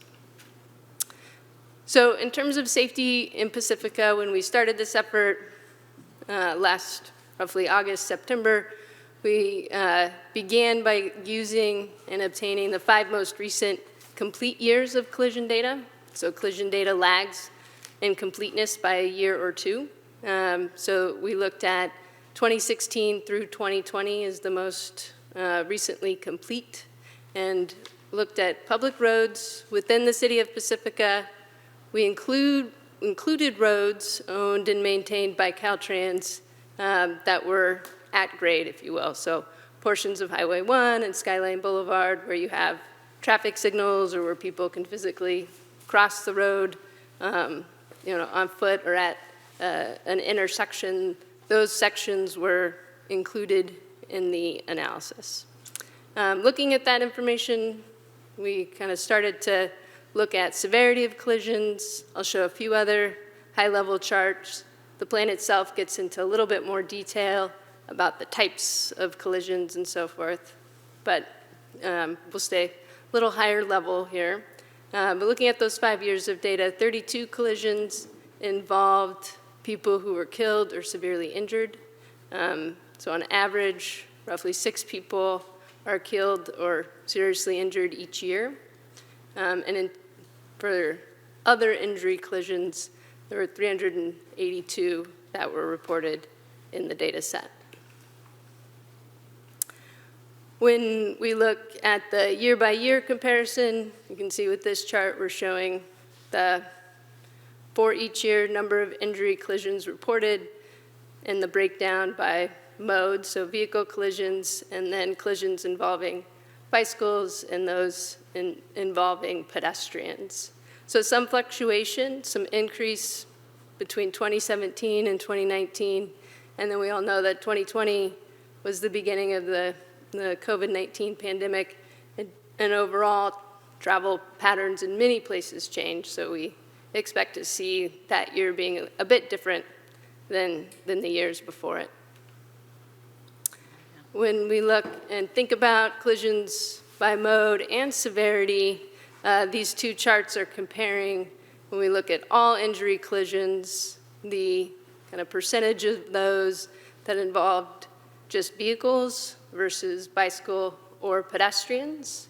And then compared to that, when we look at fatal and severe collisions, collisions that involve bicycle and pedestrians, you see that the proportion of those increase. So really the message here is that we know people walking and biking are more vulnerable or more at risk in terms of being severely injured or killed if they are involved in a collision. We looked at where collisions were happening across the city, and so this is a map showing where those injury collisions were reported as occurring. And then the color of the dot and the relative size of each dot indicates the severity, and each dot is representing one collision.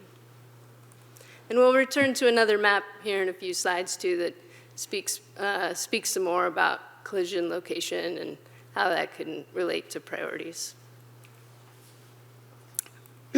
As part of the process, there are two different, levels of community feedback and input. So at the beginning of the effort, back in August and September of 2022, city staff had an open solicitation for input on roadway safety. And so through that, we received 114 responses. So this slide kind of summarizes the recurring themes amongst those responses. The most common concern mentioned at just over 70% was unsafe speeds. Then we also heard about kind of concerns, different levels or different types of concerns around pedestrian connectivity, pedestrian safety, ability to see, so sight lines at different places on the road network, and then a few other concerns related to topics like reckless driving, pavement conditions, congestion, or intersection control type, things like a signal or stop sign. So as we were getting underway with the plan's development and looking at collision data, we also had this community initial input on concerns to be considering along with that collision analysis. As we developed the plan, we had a stakeholder group that met 3 times over the course of its development. The group was comprised of representatives from Public Works, the Police Department, North County Fire Association, Planning Commission, the Emergency Preparedness and Safety Commission, and Safe Routes to School. So this group, as I mentioned, we met 3 times at key milestones to present draft findings, information, talk about what the next steps would be, gather their input, questions, and so forth throughout the plan's development. Part of that effort was working with that group to identify a vision and goals for the plan. I'll highlight the vision here as part of our overview. So our vision statement that's reflected in the local road safety plan is that residents of and visitors to Pacifica are able to safely travel by car, foot, bicycle, transit, and other modes of transportation to access daily needs and recreational opportunities.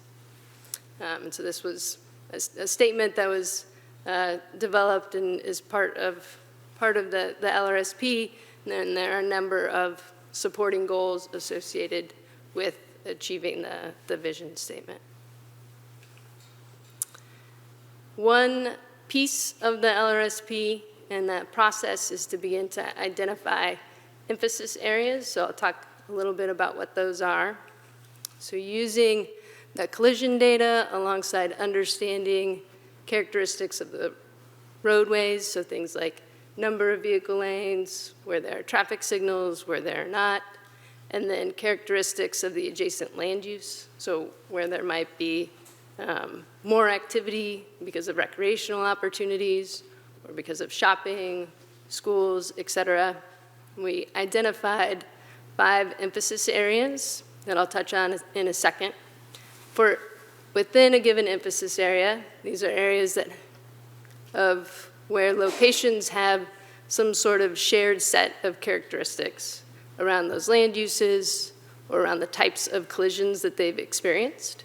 And so then for each emphasis area, we identified a set of candidate countermeasures that can be used to improve safety for each of those areas. So a countermeasure can be engineering kind of design improvements or operational changes to a location. Countermeasures can also be education strategies or enforcement or policy strategies that help reduce the risk of collisions. From there, we move to looking at location-specific solutions. So within a given emphasis area, or for priority locations that we'll talk about in a few slides, city can use the countermeasure kind of candidates and countermeasure toolbox within the LRSP to identify site-specific solutions for that location. So the 5 emphasis areas that we identified through the data analysis are in the top row on this slide. Kind of the middle row tries to briefly characterize what it is or what are the characteristics within each of those emphasis areas. And then the bottom row summarizes the percentage of injury collisions and then percentage of fatal and severe injury collisions represented within each of those emphasis areas. So I'll just cover the top row here. So the 5 emphasis areas we identified were at-grade Caltrans facilities. So an example is Highway 1 south of Westport or portions of Skyline Boulevard. Frontage roads such as Palmetto Avenue, so those paralleling the grade-separated portions of Highway 1. Mixed-use areas, which would be areas where you have things like residential as well as commercial, tend to have higher levels of activity, people turning in and out of businesses, people crossing the street, et cetera. Winding roads in the hills, Sharp Park Road is one example of those. And then areas near community centers, schools, and senior housing. So for each of these 5 areas in the LRSP, we identify some candidate countermeasures. These would be treatments that, based off of kind of those characteristics that you see there in the middle row, are countermeasures that would be most effective or likely to be most effective at helping to improve road safety.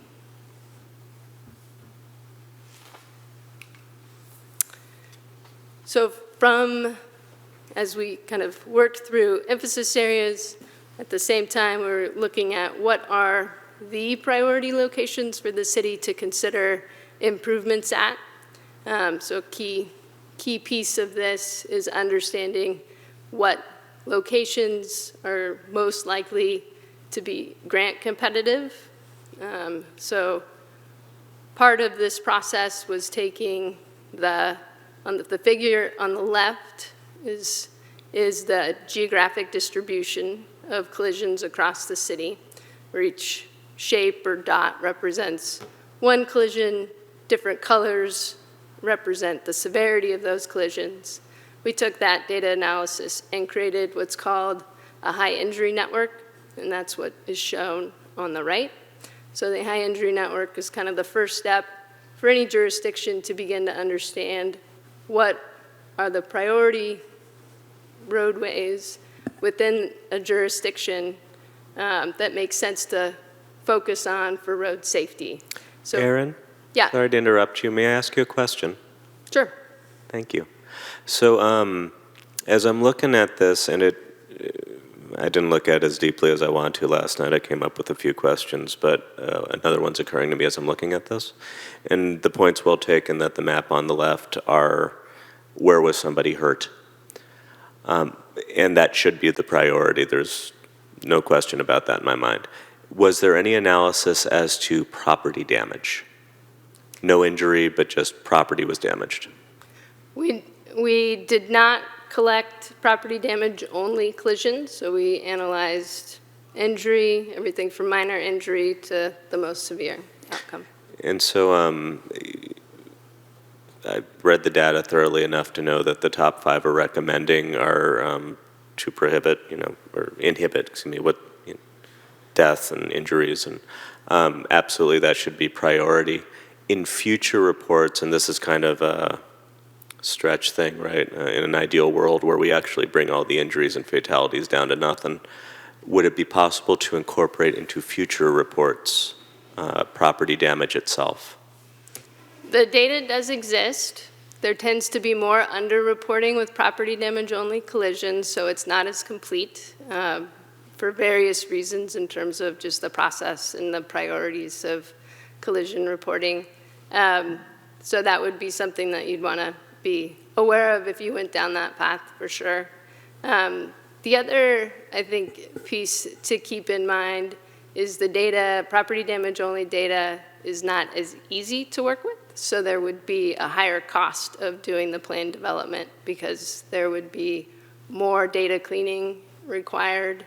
So that those would just be kind of two considerations. And given the for urgency future. of the data that we do show, as I say, it's more of an aspirational notion, but it's one that I would favor in future reports. No need in this one, but that might be something to factor in down the road, no pun intended. If I may, since we're on this map, on the one on the right-hand side, I appreciate the side-by-side comparison. It's really easy to go from dots to lines. And as I do that, I'm looking at, I do see the nice big dark line along Highway 1 in the south end of town where it intersects Lindemar Boulevard.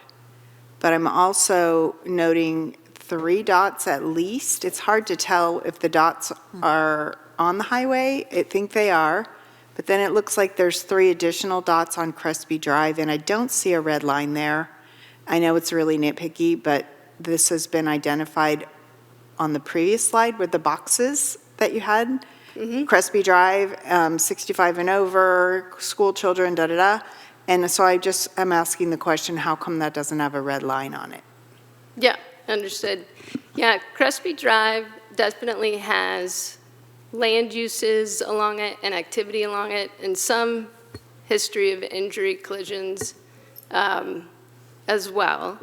The high injury network was identified based on severity of collisions. So while it has some injury collisions, other locations have more severe injuries. So that's part of the calculation that happens. And then the high injury network, the kind of standard of practice of developing a high injury network is to identify where you've seen roughly 3/4 of those fatal and severe injury collisions on the city street network. And so this map on the right is showing where City of Pacifica has seen 77% of fatal or severe injury collisions, and it corresponds to roughly 24% of street miles in the city. So the idea behind the high injury network is you're capturing, at least 3/4 of what your severe outcomes have been, and interestingly, pretty consistently for most jurisdictions, that ends up being actually roughly 1/4 or less of the public roadways. So it's intended to give some clear direction on where you're going to get kind of the best, return on investment from a safety perspective, because we have to make choices around priority, and so trying to make those choices in this data-driven process is part of the safety plan development. So, Councilmember Beer. I really appreciate that. Thank you so much. So when I study on paper. And Great. so I wasn't sure if we're able to zoom in on these maps. And if so, I think it would be very helpful for me to see, especially with the high injury networks, to be able to zoom in because some of the street names, I think, are covering the red line, but I don't know if there's red line underneath them. And those segments are going to be actually really important for us to understand. So I don't know if it's possible for us to get like zoomed in little sections. Both maps that would be helpful for me. Yeah, I was thinking the same thing because over in the Manor area, like I can't tell if that big red line is the freeway or if that's Palmetto and Oceana, for example, because it's all a blur. Yeah. In that example, that's Palmetto and Oceana Boulevard. Since the freeway is grade separated, where you've got on and off ramps, we didn't analyze the grade separated portion. But we can certainly work with city staff to, it occurs to me that maybe for the high injury network, like a table listing all the roads and the extents might also be a nice thing to have. Yeah, and And I appreciate seeing where all the accidents are too, so if there's any way, again, to zoom in, that'd be awesome. Thank you so much. And just to add in, which was a comment in the questions and answers, is we will get the GIS for this, so city staff will have it, and that means that we'll be able to zoom in on anything you would like. Thank you for taking the detour, pun intended this time. Are you okay taking questions as we go? I'm not saying we'll bombard you, but, right. Yeah, absolutely. Okay, just making sure, otherwise I'll try and hold it back next time. No, it's great. Appreciate You it, know, thank you. Yeah, good to know everybody's interested. So yes, as I mentioned, the high injury network on the right, it captures 77% of the severe and fatal collisions that occurred. That just so happens to correspond with just 24% of the road miles in Pacifica. From there, we went another step further in terms of thinking about priority locations. And in this case, we were scoped to look at 5 locations and identify potential safety improvements for those locations. And so the process to pick the 5 locations was looking at the number and severity of collisions again, the likelihood of those locations being competitive for grant funding, and then wanting to make sure that we included locations where the city can influence changes.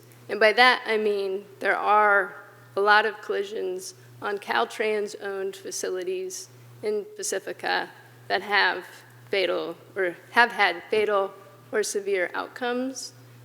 We didn't want to give you a top 5 list that only included Caltrans roadways because it's extremely resource intensive to work with Caltrans to make big changes to their roadways. And so we wanted to make sure the top 5 list also included city-owned roadways that are still resource intensive, but not nearly to the same degree, so that there would be projects over the next 5 years that city staff and you all could work to advance.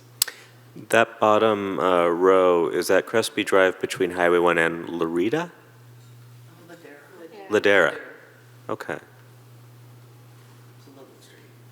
Apparently I'm not familiar. Goes up the hill. Okay. Private dentist office, yeah. Private dentist. Just past. Oh, yeah, okay. I know which one that is now. Okay. I know the upper part of the Crespi really well, and that's one I do not. We'll have a picture here in a moment. Thank you. Yeah. We know from the community input that we received at the beginning of this project that Manor Drive and Fassler Avenue were two streets, 2 roadways that were mentioned. And so I did want to take a moment to just address the potential question of why aren't those 2 in the top 5. So with respect to Manor Drive, there were other locations that had more severe injury collision history. And then the collisions that were reported on Manor Drive tended to be concentrated at kind of the eastern and western ends, so to speak, or where Manor Drive crosses Highway 1 and where it meets Skyline Boulevard.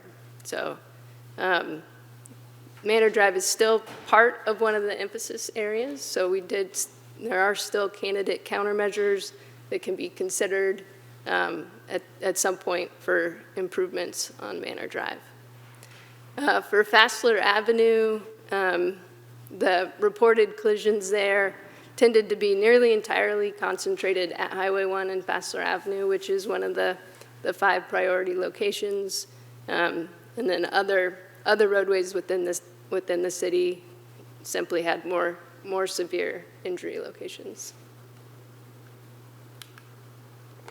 So our process for kind of looking at each of these 5 intersections, or 5 locations rather, we developed essentially what we would characterize as conceptual designs or concept designs, far from anything that anyone could construct anything from.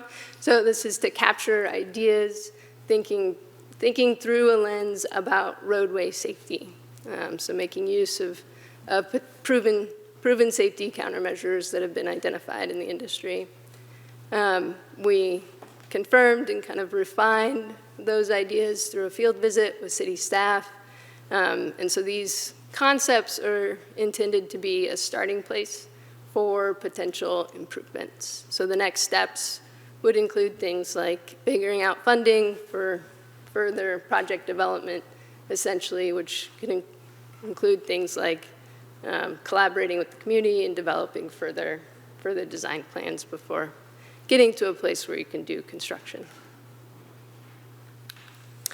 So one of the priority locations is Sharp Park Road, and with this concept, what we're showing for Sharp Park Road is a road diet. So it's currently 4 vehicle lanes. This shows a concept of removing a vehicle lane in each direction. In this alternative, or in this concept, our idea was to reallocate that space that's currently out there for separated bike lanes. It doesn't have to be how you end up using the space. It is consistent, though, I believe, with your bike plan. And so this would be one alternative in the concept. We also identified kind of intermittent gaps in the bike lane barrier to allow for emergency vehicle access and things of that nature. Sharp Park Road was at the top of the list for city-owned roadways in terms of severe collisions. And with the grade and the lack of intersections along it, many of the collisions were related to people going too fast, losing control, and hitting things at a high speed. So while the road diet adds protected space for people biking, on the whole, really the intent here is speed management. So given the volumes on Sharp Park Road, the opportunity here is to be able to serve the same number of cars, do it with less space, and have people slow down accordingly. This is a concept for Highway 1 and Fassler Avenue. So some of the changes here were to straighten the existing crosswalks and try to shorten those crossing distances. Also redesigning some of the medians to provide a little bit better protection for people crossing either Fassler or Highway 1, adding a sidewalk along one side to provide access to an existing bus stop, and trying to kind of clean up the corner by the gas station there to make it a little easier for people crossing at that particular location to see vehicles, make sure vehicles, those double right turns, see people waiting to cross the crosswalk. Because this includes Highway 1, this would be one project that would require cooperation and coordination with Caltrans. Lindemar Boulevard is one of the other locations, and so this, interestingly enough, this segment of Lindemar Boulevard was also studied in 2019 by another consulting firm, part of another effort, and came up with similar, maybe slightly different alternative, but similar idea of implementing a road diet and providing bicycle lanes as part of that project. So that's what this concept is showing, along with some improvements at the intersections to improve visibility of the signal heads, improve some of the signal timing for people crossing, and so forth. On Clarendon Road, this is where Lakeside Avenue and Clarendon Road intersect. Currently, the kind of Lakeside Avenue approach is quite wide and a bit redundant in terms of the movements that are permitted. And so that kind of creates extra pavement space for people to either get confused or make mistakes. So this concept tees up Lakeside Avenue, which would improve kind of visibility for that approach, and also clarify movements, reduce the number of conflicts, and create some space in the long term for maybe some vegetation and what have you. And then other enhancements here just to the crosswalks, improving visibility of those crosswalks, and then also adding some pavement markings and signs to encourage yielding.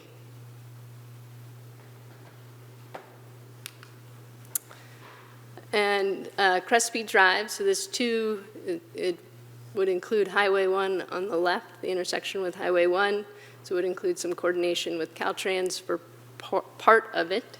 The concept on Crespi Drive itself was actually originally identified in a complete street safety assessment that the city had done maybe a year or so ago now. But the idea being to provide a two-way, in this figure we call it a two-way cycle track. It's really a two-way separated bike lane on the south side of Crespi Drive that then would cross Highway 1 to connect to the path that's on the other side. It also includes continuous sidewalk on the south side, and then crossing enhancements at Highway 1 at the intersection with Highway 1 itself. So kind of next steps for the plan, I think, is the most fun part, which is looking for opportunities to advance these projects, looking for opportunities as other projects come up within the city to review those emphasis areas and make use of the countermeasure toolbox. The plan itself is intended to provide kind of a 5-year horizon. So within the state of California, cities and local jurisdictions to remain eligible for grant funding have to update their local road safety plans roughly every 5 years. So wanted to give you all a plan that felt like the right size and the right vision for the next 5 years, recognizing there will be an opportunity to continue to do more and expand what all you are doing in the future. How often do you anticipate we would do a new study?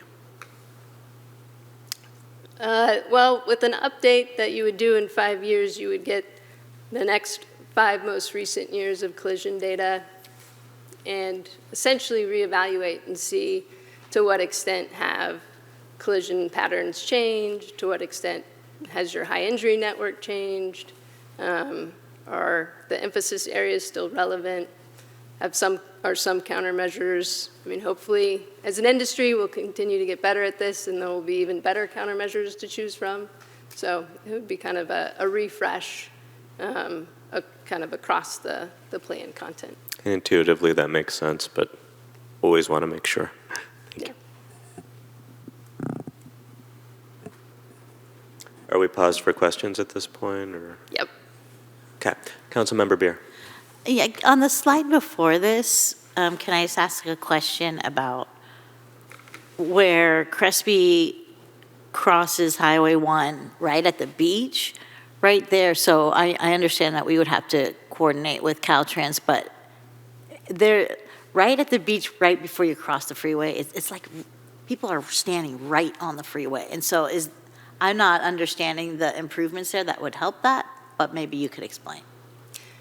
Yeah, so we did try to conceptually show a slightly wider landing or area for people to wait. I think as part of the next steps for this project, it would be getting into more detail to understand, how much wider can you make it? The coastal, where does the Coastal Commission come into play? Oh, yeah. So there's a few, this is, kind of right up until Highway 1, there's maybe pieces that the city might be able to advance first, and then there's some bigger stakeholders that might take some time to bring along. Thank you for reminding me. I appreciate that. Yeah. Councilmember Beckmeyer. I'd like to go back to Sharp Park Road.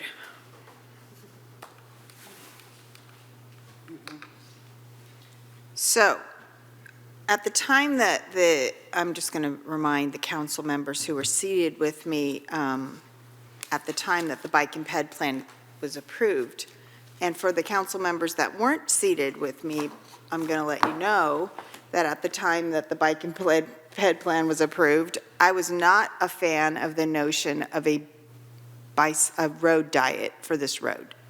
I'm going to reiterate my concerns about that. I think that with very few ways in and out of Pacifica, this is a main artery for us. And the idea of reducing to one lane of traffic, vehicle traffic in each direction does not compute for me.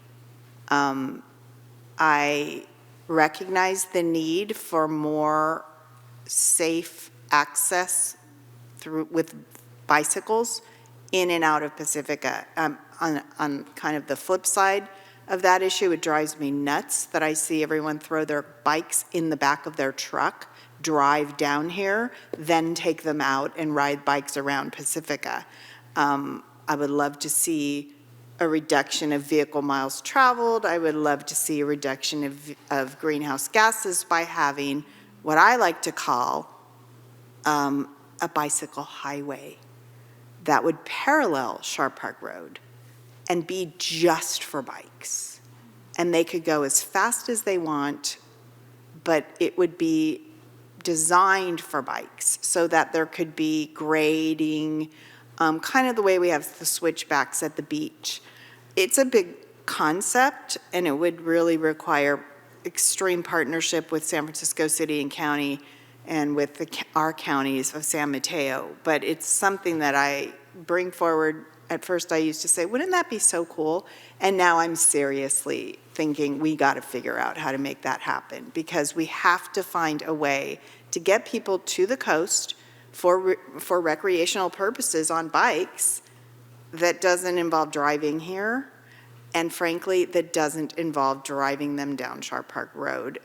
I mean, even if you gave them a safe lane, that is a very steep road, and it is, I've spoken to people who ride it, and while it is a city-owned street, as you pointed out, it's under our control, I think is what you were saying.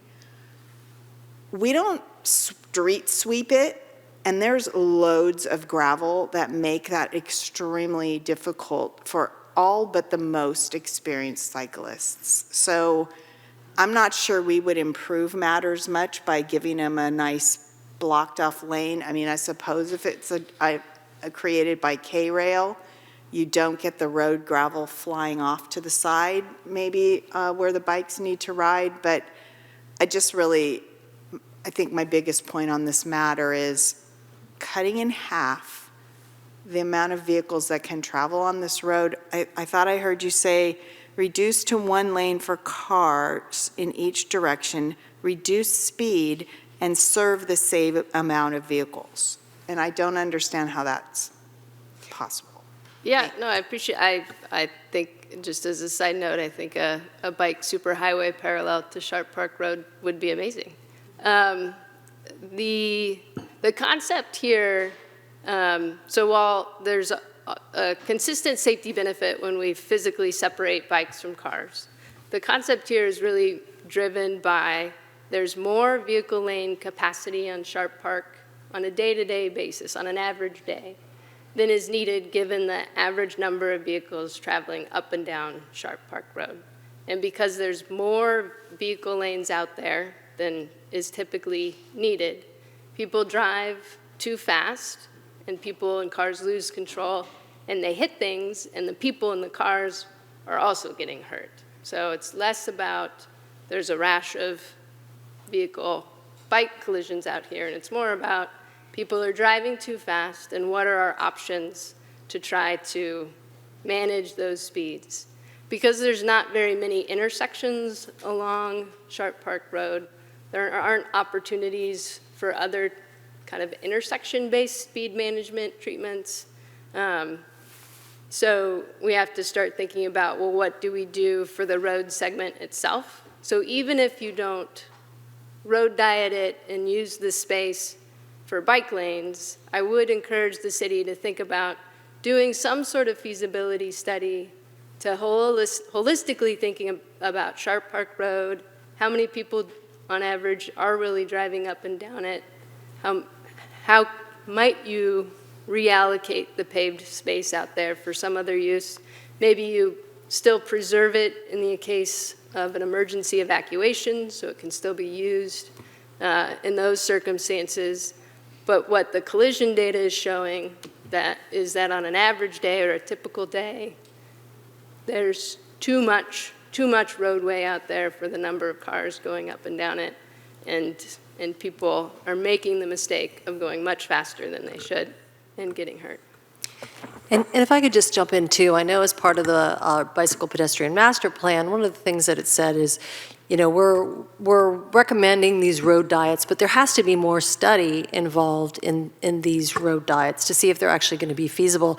And I know in a previous city that I was at, what we did is we actually put in sort of a pilot program where it also seemed like a road that would never be able to take a road diet, but we went out there and we actually put in cones and set them up for a week, and it seemed to work well. We went through with the road diet, and that road was working, you know, perfectly fine. So sometimes it also just maybe going out there and doing a pilot, you know, project on it, or just doing more study. Maybe you find you can't do it, but you know, maybe also there's other things that turn up that you're not thinking will actually happen and might work.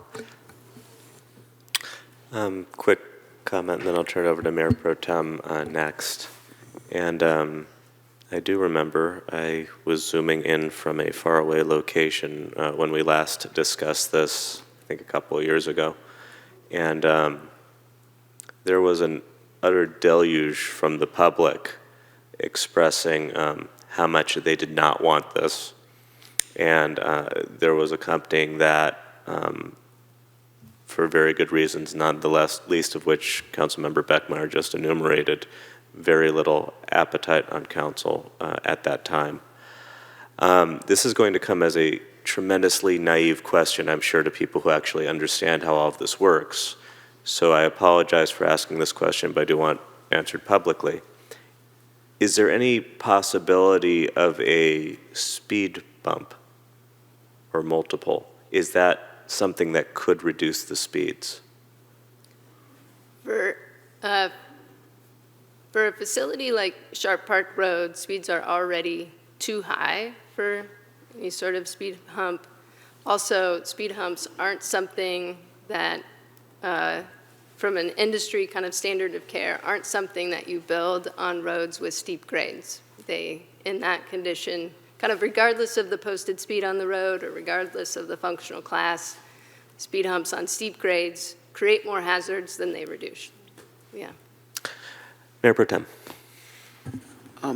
I agree with Councilmember Beckmeyer about this because I was here too. And it was an outrage that we would limit this road to one lane up and down. And people riding their bikes down Sharp Park, sorry, I'm going to say this, have to be crazy. It is so fast. I talked to a couple of bike riders and they said, oh, no way. And these are people that ride every day. And they said, no way, it's, you know, somebody is looking to kill themselves. So I just don't see it at all. I go up and down it several times a day. Councilmember Bowles. Just as a point of order, we're not deliberating yet, right? We're just asking questions. I'm just trying to, I've got a list of questions and I want to make sure I'm asking the right ones and I want to hear from the public. I asked about speed bumps. Yeah. I mean, while we're on this subject, I can just say I have very similar concerns and especially evacuation routes. I mean, this is the first one heading north that we have. We have so many people, you know, that will need to get out. And, you know, maybe on a day-to-day basis, you don't have that much traffic, but when we need it, and we'll need it badly. And that I don't see that there's shoulders on one side is also bothersome. If there's a car that breaks down and then you're blocking, emergency vehicles from getting by also. So anyway, I'm adding that after I said my little caveat. But to take a step back, I mean, on all these are just ideas at this point, right? We're, like Elisa said, we're not approving these specific plans for these 5 areas right now. You're giving us your concepts, and there will be further information before anything goes forward. Correct. Okay. Yep, these are ideas for Okay. future consideration. Okay. So I'll just go into my other questions. One, I would love to have seen the 114 comments from the survey. I don't know if that's something that can be sent out later. I mean, I appreciate the summary of kind of issues, but I'd love to know, again, if there are specific intersections that people in the public have identified and how that meshes with the choices that you've made in those. And so again, just to remind the council, this is data-driven. This study needs to be data-driven. Right. So, so folks' experience and of course we appreciate that, and that's why we asked, everybody to give us those comments so we could look at those as well. And something that's going to come up in the conversation here that Aaron's going to be talking about are, what to do maybe with roads that did not come in that top 5 ranking because of, the data just didn't support it. So we'll be able to talk about that in a little bit. Okay. And speaking of that, I do want to question Manor a little bit more. And I know we've gotten 2 public comment letters. Another email has just come in as we were sitting here about Manor in particular. And just looking at, I know it's not just the numbers you're looking at, and it's, more holistic, like you're looking at trail connections and, community facilities and so forth. But, just looking at the main part of Manor, there were 11 collisions and 1, I forget the abbreviation, the fatality or severe injury, which was a good bit more than the Crespi project, for example. And then if you add the 2 Manor areas together, that becomes 15 and 2, which puts it 3rd on the priority list. And this is my district that I live in. I've knocked on all those doors, and this is where the property damage issue comes into, because maybe they're not all collisions, but everyone I've talked to has had their car hit, parked on the street. I mean, cars just fly down that road. There are very few stop signs. One person had their car totaled 3 times. And this is an area that's, supposedly an equity priority area. So these are people that are already struggling financially, who are having to deal with the burden of losing their vehicles and so forth too. So anyway, I would really like to see how we might be able to bring Manor Drive into the project at some point. And I'd love to see how you might even consider solving those issues here on this steep winding road. Too. And if I could just jump in, I mean, this doesn't preclude the council from doing, improvements on any streets that are important to get those done on in Pacifica. I think what we've done here related to the prioritizations of the top 5 is identified the ones that are likely to get funded. So you can put whatever you want in your top 5, but if you don't have the data to back it, you're probably not going to get the funding.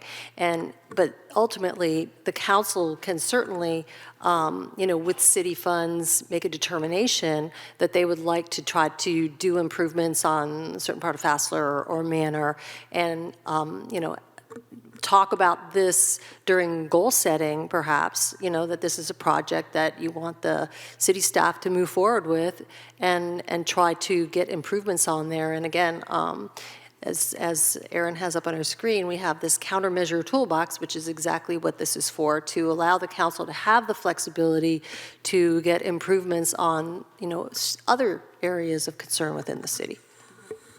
And just to follow up, I understand that speed bumps are problematic on steep slopes. So what is the maximum slope by which, a steep speed bump would be acceptable? Yeah, well, you can talk about it. Yeah, I think, so speed humps, I guess there's a few considerations around speed humps. So there is a grade consideration, and that tends to be around 8% or steeper, where it's certainly not appropriate. I think the other key consideration is cost. So it's never just putting in one speed hump. You have to put in several at specific spacings for them to be consistently effective. So it's, you might see like the cost of one is just X thousands of dollars, but then you have to space them out over a corridor, and they become much, kind of as a treatment, can become more expensive than other options.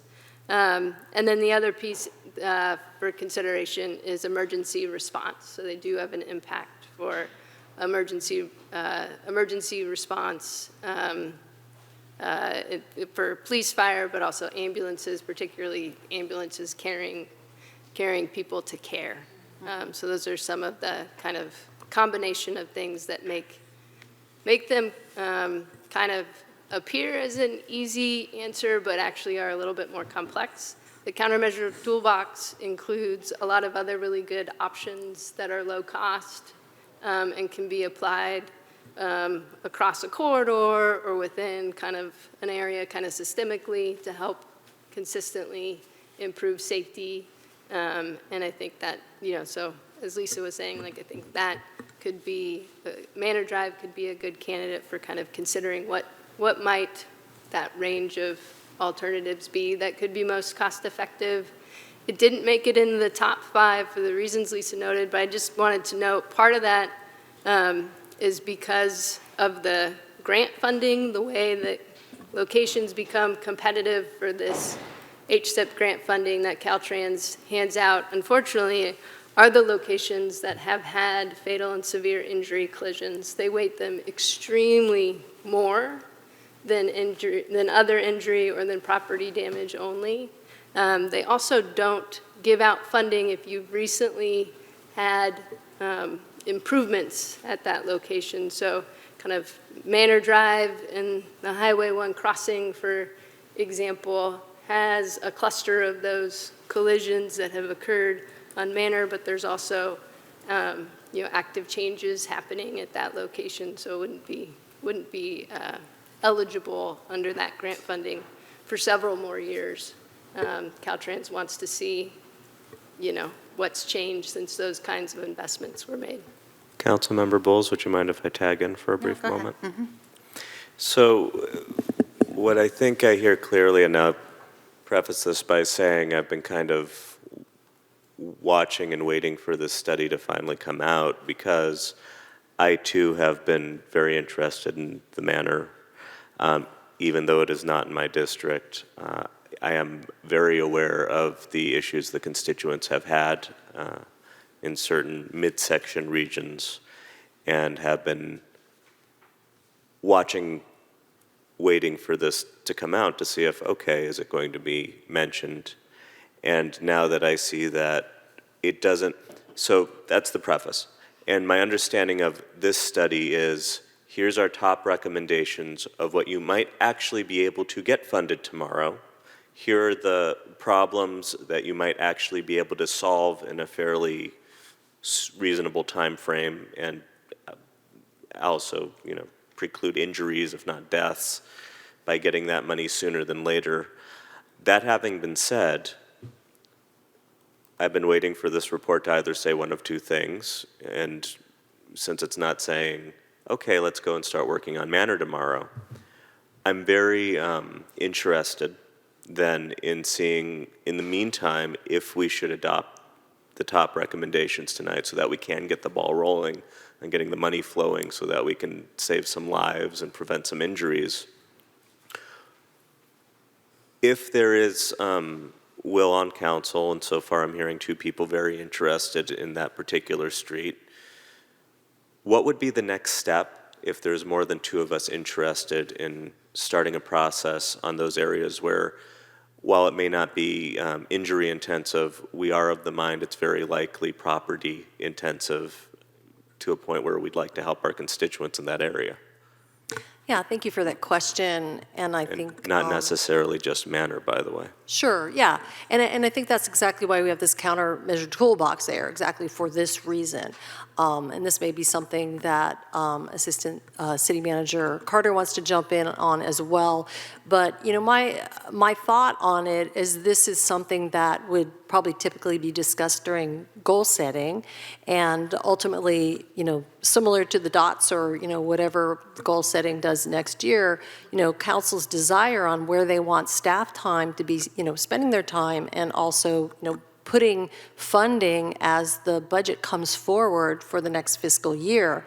Would be the perfect time to have those types of conversations, and then we could figure out how to allocate, you know, staff to that, what type of, you know, funding allocation would be important, and then we would just start moving that forward with appropriation of funds from, you know, wherever council would want those to come from, or maybe recommendations, you know, from our finance director, who's also our assistant city manager. So, and before I turn to Yulia, so as a result of this study, we suddenly have a toolbox. I don't know about suddenly, but we now have a toolbox, or a more specific toolbox is maybe the way to say it, than we had before. So because of the study, not nothing in terms of the places we're not necessarily focusing on from this. We have more options than we had before. And so if we keep our eye on the ball, now that we have gotten a bit of a step closer by having more options than we had before, we keep our eye on the ball, and we have that discussion during goal setting in order to move that needle forward, is what I hear you saying? Yes, I think that would be a great way to do it. Can I just, sorry, continue for a second? Please. So I was looking at, when you're talking about your toolbox, I see what's on the screen, but there were also specific recommendations for certain types of roads, right? And like busy intersections near Highway 1 and steep curvy roads was one. And the steep curvy roads description of the tools in the toolbox were really just about Sharp Park, which is a very different street and very different needs than Manor. So I just want to make sure we would know, if we decided to go ahead with this project, what kinds of things might be appropriate if it's not speed bumps. I mean, you had mentioned, you know, perhaps adding a stop sign on Highway 1, and, you know, maybe that could happen at Gypsy Hill or so. You know, there are rooms for other stop signs down on Manor, but the part of the problem with that is that people run the stop signs. And so, you know, there needs to be other enforcement and so forth too, if that's really the only other thing in our toolbox. So how does that tie in also with just, you know, encouraging people to follow the regulations? Yeah, yeah, excuse me. Yeah, I'm confident that there are things in the countermeasure toolbox that can be considered and used as, considered as part of potential improvements for Manor Drive. I agree, we don't want to ever try and use stop signs to manage speed. That doesn't work. But there are other tools that can be used. It was a topic of discussion with the stakeholder group as part of this plans development, as we were kind of working through emphasis areas and potential countermeasures. We did kind of do an informal exercise with them that looked at how might those countermeasures actually play out in application on different locations within the emphasis areas. And so I think that's something that I know, you know, is part of what could maybe be a starting place for considerations on Manor Drive. But yeah, I'm confident that there's tools in here that would be relevant and useful. Mayor Pro Tem. My question was pretty much the same. What would you suggest for Manor Drive?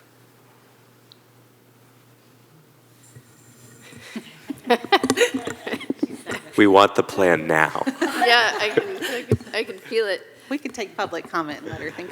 I actually do have one other question, if the plan is not ready at this exact moment. Are you still waiting for an answer, or can I? I will say this. At a future date and time, I would love to come back and work with City Council on improvements for Manor Drive. I do have lots of ideas. I should probably vet them with staff as well. Okay, thanks. So, but yes. Well done. As it would appear, you have an enthusiastic council chomping at the bit to work with you. You are welcome back anytime you'd like. So I had one, packet page 687.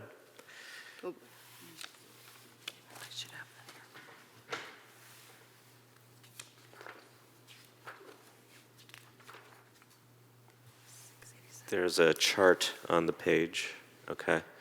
And I took this to be the focal point, and so whether or not I was interpreting it correctly off the bat, pardon me if I'm not, but I'm looking at mixed-use areas, ergo Lindemar Boulevard and Highway 1. And so it may be that I was looking at it too specifically, as though it was specifically that place where these potential countermeasures specifically applied to that one location rather than multiple locations of that sort. And so when I came to convert stop control to signal control and convert two-way stop control to all-way stop control, I got confused. As not an expert, I thought that those are measures that are already in place at 1 and Lindemar specifically, but I wanted an explanation because I know I'm not a traffic engineer. Yeah, so the EG in the parenthetical there for each of these is supposed to be just one location that is representative of the kinds of locations in the emphasis area.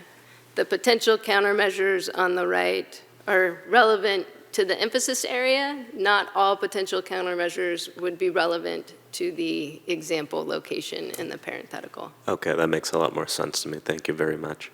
Yeah. Are there any other questions before we go to public comment? I have one card from, well, we'll start public comment now. I have one card from Ramy Tan, and then followed by Chris Redfield. If you hand the card, Chris, to the nice lady behind you, please and thank you. Hello, Ramy Tan again, architect over in Manor District. Thank you for doing, that was a very, very thorough report. And I was a little worried when I, saw, just the overview, but you guys really drilled down. On Sharp Park Road, that is a really scary road, both to drive and the bike. I wouldn't take my bike on it because I'd be afraid I'd be hit by a car because it's only wide enough for two lanes in each direction. So just wondering maybe, as the interim step, as Lisa was saying, a pilot, is just to kind of diagonal stripe the right lane, which will give it the road diet without much cost, and then see how the traffic flow is, if there's enough traffic capacity, and then at which point you could add the K-rail, and then keep, the shoulders on each side. So if we had a fire or something, you'd still have 4 lanes of car capacity. You have a narrower shoulder, but, you still can bring 4 lanes of cars out of the area. The other thing that I thought was missing from the toolbox is these wonderful flashing crosswalks that I've seen, elsewhere in the peninsula, and they work great on all these crosswalks where there's a stop sign only, which people tend to run the stop signs, as pointed out, and unfortunately run into pedestrians. So that, just an idea on any one of the, ones that don't have a stop sign, we should probably consider that, and so that's pretty important. The other thing is I like the idea of shortening up some of the light cycles and then the light timing. In San Francisco, I know there's certain streets they've shortened them and from 30 to 20 miles an hour, and if you try to drive faster than that, you just end up stopping. So. It's a great idea. Of course, that's coordination with Caltrans, but I think that would help. And the last thing is maybe speed cameras, like on Hickey, on Manor, and maybe on Sharp Park as well. And when people see they start getting $500 tickets, they will slow down real quick. And it will pay for itself, of course, with the fines. Thank you. Thank you. Chris Redfield is my last card. Anyone else who'd like to speak is welcome to. Good evening, staff, council. Chris Redfield. I thank you for the report. It was great. I remember the days when Sharp Park was one lane each way, undivided, covered in eucalyptus all the time. So I think people have a glutton for punishment to ride up it and a death wish to ride down it. It definitely puts it in harm's way. I really appreciate the upgrades and the talking about the crosswalks and obviously the areas at Lindemar, Crespi, blah, blah, blah. But one thing is never mentioned on that is pedestrian overpasses on that. Big bucks. Definitely Caltrans, big bucks. But it seems almost insanity to have groups. We want tourists, we want people going to the beach, but as was pointed out, the staging even at Crespi on the beach side, or they're in harm's way, big time. Many times you have large groups there. The land is still there. We've got major things that need to happen here as far as development and all that good stuff. The land is still there currently. But all of them, Lindemar, Crespi, Reina Del Mar, there's nothing probably more. And, all the talk, the climate, now the committee's coming up, item 17 here tonight, for the action plan. Cars put out the most pollutants at idle. And you're stopping traffic to have, the nice lady walking her dog across Reina Del Mar, across the highway. And of course, the light is designed and timed for a very slow pace. So you have all those cars stopped for one person. And you get anywhere 100 cars on each side stop. It just seems kind of, not only from the safety aspect is just obviously there. If you're not walking across the highway, there's no hazard per se. And to have, obviously need ADA, you have to have the ramp length, all that good stuff, the grades, all that good stuff. But I think that's a strong concern, even to go one. We already have them now. We just had a new one put in, finished a year ago, whatever it was, with a nice ocean design and all. But to have the tourist thing, we want people going to the beach. We want them staying here and making deposits to our economy. And it just seems like and the traffic flow, obviously the lights could be timed. You're still going to have, if you have that much flow, you can still time the lights to not have blocked intersections and all that good stuff. But I think that's a consideration that isn't mentioned that should be. It's got to be in the conversation at some point. So that's it. Thank you much. Thank you, Chris. I have no further cards from the audience. Do we have any members of the viewing public who wish to speak? Yes, Mayor, we have one hand raised. Do you have a name or a number? Rick Nahas. You are unmuted. Please state your name for the record.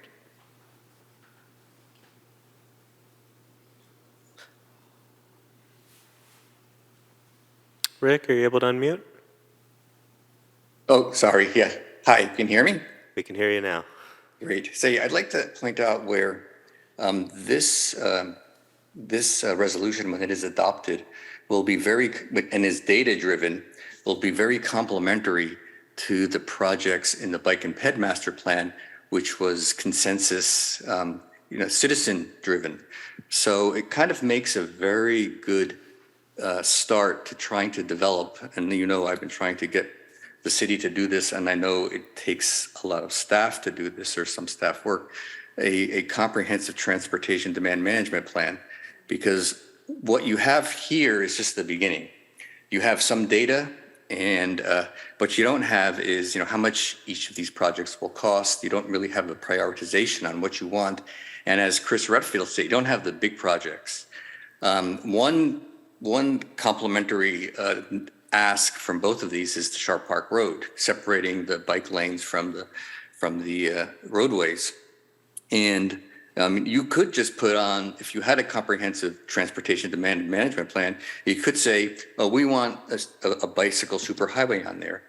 And you have some data to support it, right? You have people data, and you have the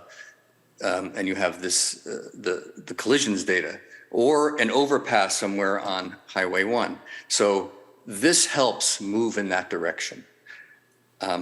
So I kind of urge you to consider a transportation plan is more dynamic than having a plan that is kind of static.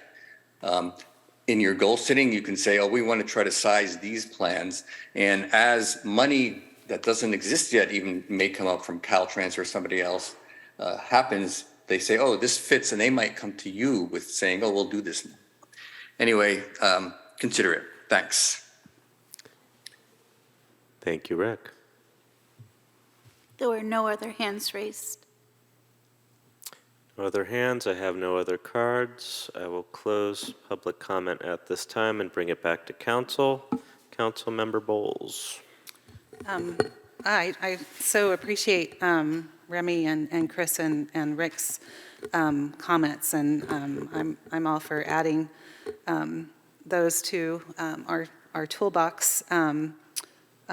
Flashing crosswalks, I think speed cameras were included already. And I was thinking about Manor again, and I drive up this road, and Mayor Pro Tem Vaterlos does also. It is so thick and foggy up there. Sometimes the fog just sits and swirls, and so and none of the signs are lit. And so, I mean, even just changing a stop sign or two to a flashing stop sign, I think, could be a huge help, just so that people see it. And then I do want to ask you, Rick's comment about the comprehensive transportation demand management plan, and understanding that this also would be something that would need to come, through goal setting in a future year. But how do you see that? Having that kind of a plan assisting us in other, larger traffic and pedestrian projects that, might solve some of the backups and so forth on the roads as well, and greenhouse gas emissions as we start to look at our climate action plan. Sure, I can just jump in. I mean, I think you've got different plans that are helping you with different elements of your planning and what you're trying to do. So related to our local roadway safety plan, this is a plan that we're trying to get in place in order to allow us to get our HSIP grant funding for projects that we're moving forward. The projects that we're showing are projects that are more easy to implement, lower cost projects that are not going to be 10-year down the road projects. As Rick mentioned, maybe looking at those bigger picture projects like, major, like, or actually I think it was Chris that was saying that having overcrossing, pedestrian overcrossings, which of course, can cost many, many millions of dollars, and are start getting into the same kind of intensive work as doing the Manor project that we're currently doing now. But if you did have something like the Comprehensive Transportation Demand Management Plan, you could start looking at those bigger, higher cost projects and how you would want to implement those in Pacifica as you move forward. Okay, thank you. And then I just had one comment on the Crespi plan, if you can pull that back up for a second. I was just thinking, I'm not sure if there are other places in town that have the two-way bike pass. I was just thinking, as someone who parks in the community center and who, maybe turns right and I look left, but I'm not used to looking right, that may cause some other, unintended accidents as well. So I'm just curious about your thoughts on that. Mm-hmm. Yeah, it would certainly be something where you'd want to have some additional signage for people pulling out of that driveway to be looking both ways, and for bikes to be aware that cars could be going in or out of that driveway at that location. Kind of similar to the others. This is a concept that before you're far enough from construction, you could consider, other versions with the same idea in mind. The idea here being trying to improve connectivity for people walking and biking along Crespi Drive and then across Highway 1 to the path. And so that's why in this concept we showed both, why we're showing two-way bicycle traffic on the south side of the street, to have them just kind of cross once, so to speak, to get to the path on the other side of Highway 1. I quite agree with what you're saying. Leaving the driveway, I wouldn't have a problem, but I almost always make a right turn into it. And the idea of somehow looking behind me for incoming bicycle traffic as I'm making that right turn, I'm trying to visualize it. And I don't see how that wouldn't be dangerous for bicyclists, or even if I were making a left-hand turn into that spot for that reason matter.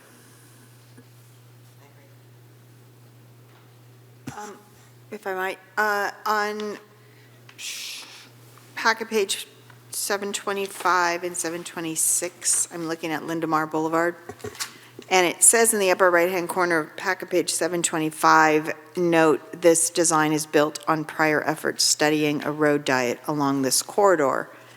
And so I'm trying to remember exactly, since I drive it frequently, like, where does it narrow down to one lane? And I think it's after Adobe. Correct. Presently. So it looks like what's being proposed is narrowing to one lane after DeSolo.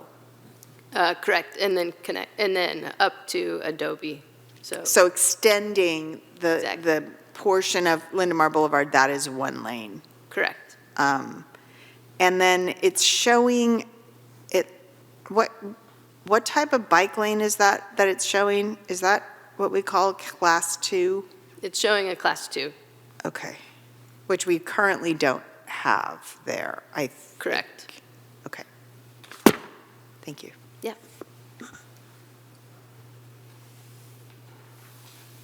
Councilmember Beer. Thank you for all the comments. I really appreciate them. And I'm ready to make a motion. Unless someone else has questions or comments or. Comment. Go ahead. Mayor Pro Tem?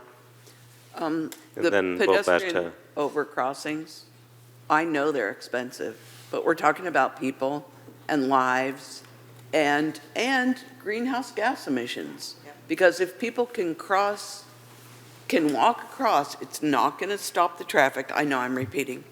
But I think that it's about time that we on the coast got some of the transportation money that is all going to the peninsula. And I think we should ask for pedestrian overcrossings. I'm really surprised that Crespi, I thought Crespi was going to come out the #1 injury intersection, because so many people cross and there's so many people going different directions at that intersection. And I was surprised to see that it wasn't. And of course, Rockaway has the most collisions, but I think the pedestrian overcrossings are by far the best solution for a lot of these intersections. I know we don't have the money. But I love the idea to ask. Like, we need to start asking. Right. We should have 3. At least 3. Because of Westport and the fairway. Valamar, Yeah. Lindemar, Crespi, West- Rockaway. So now we're up to 5. 6. We need a skyway. What is the upward amount of money we could be receiving for these HSIP grants?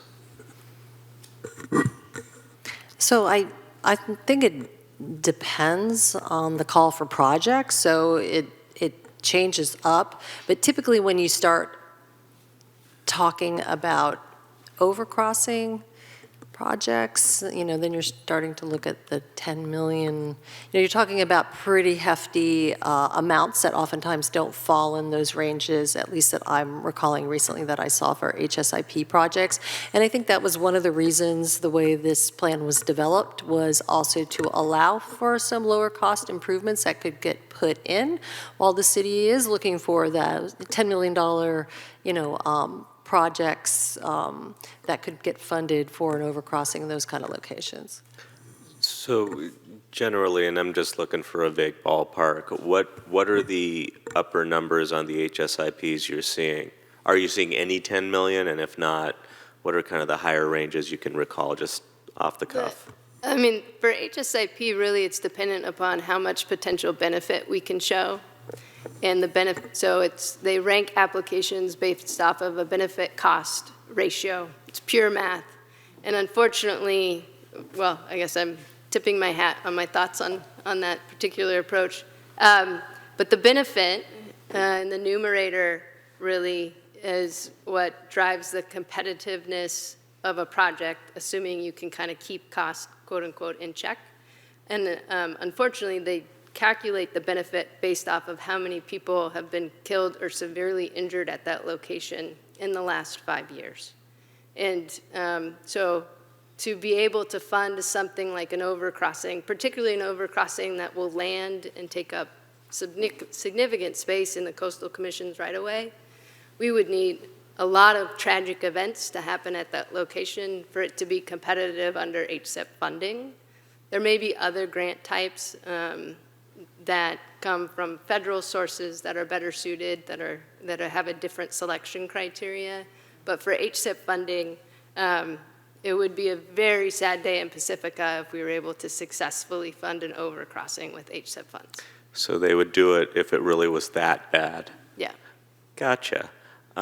One more question before I turn it over to your, and with the Sharp Park Road diet in mind, and I'm making a big assumption that the motion that's about to be made will be as written. If we were to make a motion as written, I'm anticipating there might be sudden reminders, such as we had a couple years ago, of what the public very much doesn't want, which is a big deal to us. If that particular item that we've established is not popular is on the list, we're talking about a study? Is that what we're talking about? Or what is that grant funding should we have gotten it? Walk me through it, because I'm really concerned about signing off on this as a bulk package, even though the data suggests it's the right thing to do, but that we have the community outcry the next day. Well, so just let me start with that, that Sharp Park Road diet is already part of our bicycle pedestrian master plan that's approved. So that is already an approved plan that is part of the city's plan. So ultimately, you know, and again, the bicycle pedestrian master plan, it's a living document, right? It's meant to move and grow and change as the council wants or the community wants. I don't mean to interrupt. When we had that conversation 2 years ago, the five of us looked at that and said, oh, is that really still on the plan? We'd rather look at it as though it is not any longer. And I'm not quite sure the strength of, you know, the words we used and what effect it had, but as you are saying that, to four of us, it might be something of a surprise to hear that it's still very much active and alive. Sure. So it needs, in order for the bicycle pedestrian master plan to be changed, you know, that needs to be, again, probably a goal setting, identified goal of the council to change it and update it. I mean, it could be other things too, as well as add additional, you know, possible bike routes within the city to have another look at it. And bicycle pedestrian master plans, you know, do get updated every certain amount of time. And so that could be something that the council requests staff to do. At this point, you know, because the bicycle pedestrian master plan is what staff uses to move forward projects in the city. Ultimately, we have an approved and adopted document, you know, even we can hear that there's, you know, concerns from council, of course, on Sharp Park Road, but that doesn't change the fact that that's sort of the approved and adopted document that we're looking at. So, for example, for us to have come and shown something completely different on Sharp Park Road for bikes, you know, probably wouldn't have been appropriate, because that is what's in our bicycle pedestrian master plan as the approved master plan for the city. So I think, again, that can be something that the council wants staff to go back and, you know, revisit the bicycle pedestrian master plan. That can certainly be done. It would go back through our, you know, bike ped committee as well, you know, to look at that and go through community process as it did previously.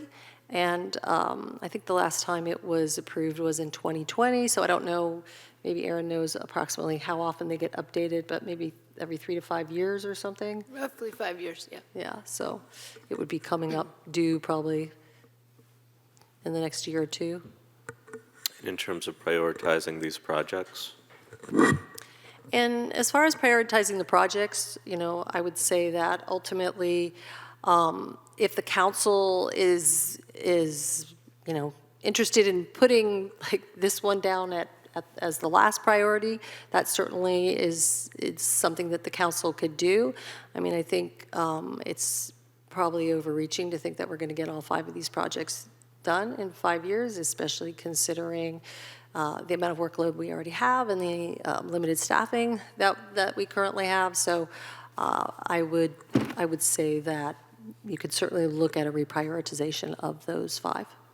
And before I turn it over to Councilmember Beckmeyer, it's not lost on me that, as I've stated before, I'm not a traffic engineer on the one hand, and on the other, it strikes me as odd that, given I'm not a traffic engineer, I would be so cavalier potentially with people's lives, given what the data suggests, except for that I remember distinctly that conversation a couple of years back, and it's a very place of tension to be in, between knowing full well how the public feels about it versus what data says about it, and where truth lies somewhere where lived experience meets it all. So, Councilmember Beckmeyer.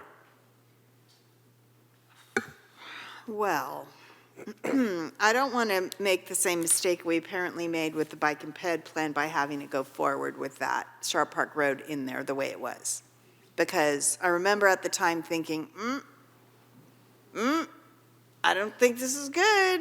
And now we have a plan that has it in there. The data, as the mayor points out, speak for themselves on page 689 and 690. With that segment, Skyline Boulevard, and oops, I'm on the wrong one there. Sharp Park Road, Lundy Way to College, with 34 collisions for, what is KSI again? Killed or severely injured. 4, which is the most on the table on page 690. So guess what I'm looking for from both of you is some way of modifying what's here to reflect that the data are indicating something needs to happen there. I'm not comfortable approving a plan that says road diet for Sharp Park Road. I'm just not. And that, apparently I did that already. I'm not doing it again. So I don't know how the motion is going to come forward, but I'm going to just put it out there that I can't undo what happened 3 years ago, but I can address it in a plan going forward, as you just elucidated with that happened in 2020, and we're in 2023 now, and maybe it's time to do it again.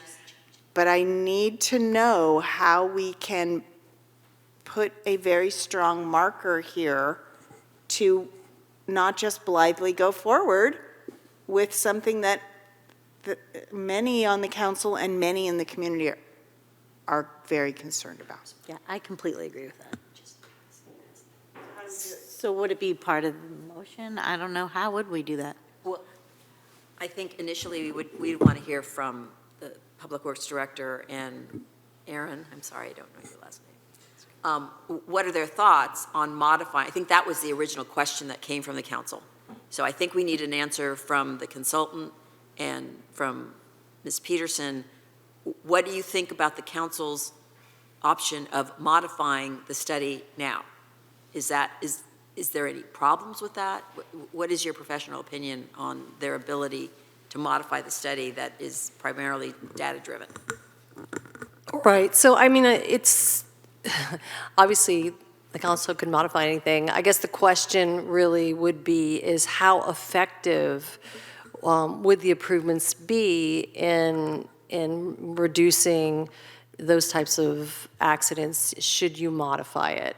And maybe, that's, probably more of a question for Aaron. And I guess the other question would be, if you modify it, really how successful are you going to be for grant funding? That's the bigger probably question, because if you're not doing something significant, will you get grant funding for those other, probably maybe less impactful measures? Maybe less likely, but Aaron may have some comments on this. Yeah, I think, other types of improvements that could be considered for Sharp Park Road, as I mentioned before, kind of the challenge is that it is a relatively long, continuous, steep roadway segment. So there aren't intersections that create opportunities for other kinds of treatments to slow traffic. But so it would be things like taking a closer look at curb warning signs and speed advisory signs. I can't recall off the top of my head if there are things like rumble strips out there, but looking at edgeline rumble strips, so things of that nature that might help keep vehicles, on the roadway, keep them from exiting the roadway. I'm sorry. So I think what, at least for me, my question is, and I apologize for jumping in, is there any issue with the council changing the study tonight, or does it make more sense for the council to give staff their direction on the study, and then we could bring it back at a later date? So you can do more analysis as to whether or not it actually is feasible to amend the study for, reasons that you haven't even thought of tonight. I guess I'll put it this way. There are alternatives in things that could be done for Sharp Park Road. I can't answer tonight if they would be as effective as a road diet. So we could come back and say, here's some other things that could be done. And ultimately, what I would say is these are all conceptual anyway. So before we go and we do any type of design on this, we would be taking this to a traffic engineering firm that would be looking at this and, saying, okay, these are great conceptual plans, but ultimately, these are what we're going to be recommending doing here. So what I would recommend is that the council basically say that you don't want to have the road diet on Sharp Park Road and leave it in as a priority project. And then we could come back at some point, and maybe just provide council with an update on what we would do or what we would be submitting for related to grant funding on that project, should we find an HSIP grant that, looks like it's something that we could go after, instead of having to bring it, the whole thing completely back. So, Director Peterson, do you feel that you have, depending upon the motion that you may hear, do you have enough ability to amend the study tonight? Or is it best to just bring it back to the council? That's really what I'm trying to figure out. Do we have the capability? I don't know myself, otherwise I would be giving the answer to the council. But does it make sense to amend the study tonight to eliminate the diet on Sharp Park? Or would staff prefer to analyze it and then bring back to the council potentially a revised study? That's really the question.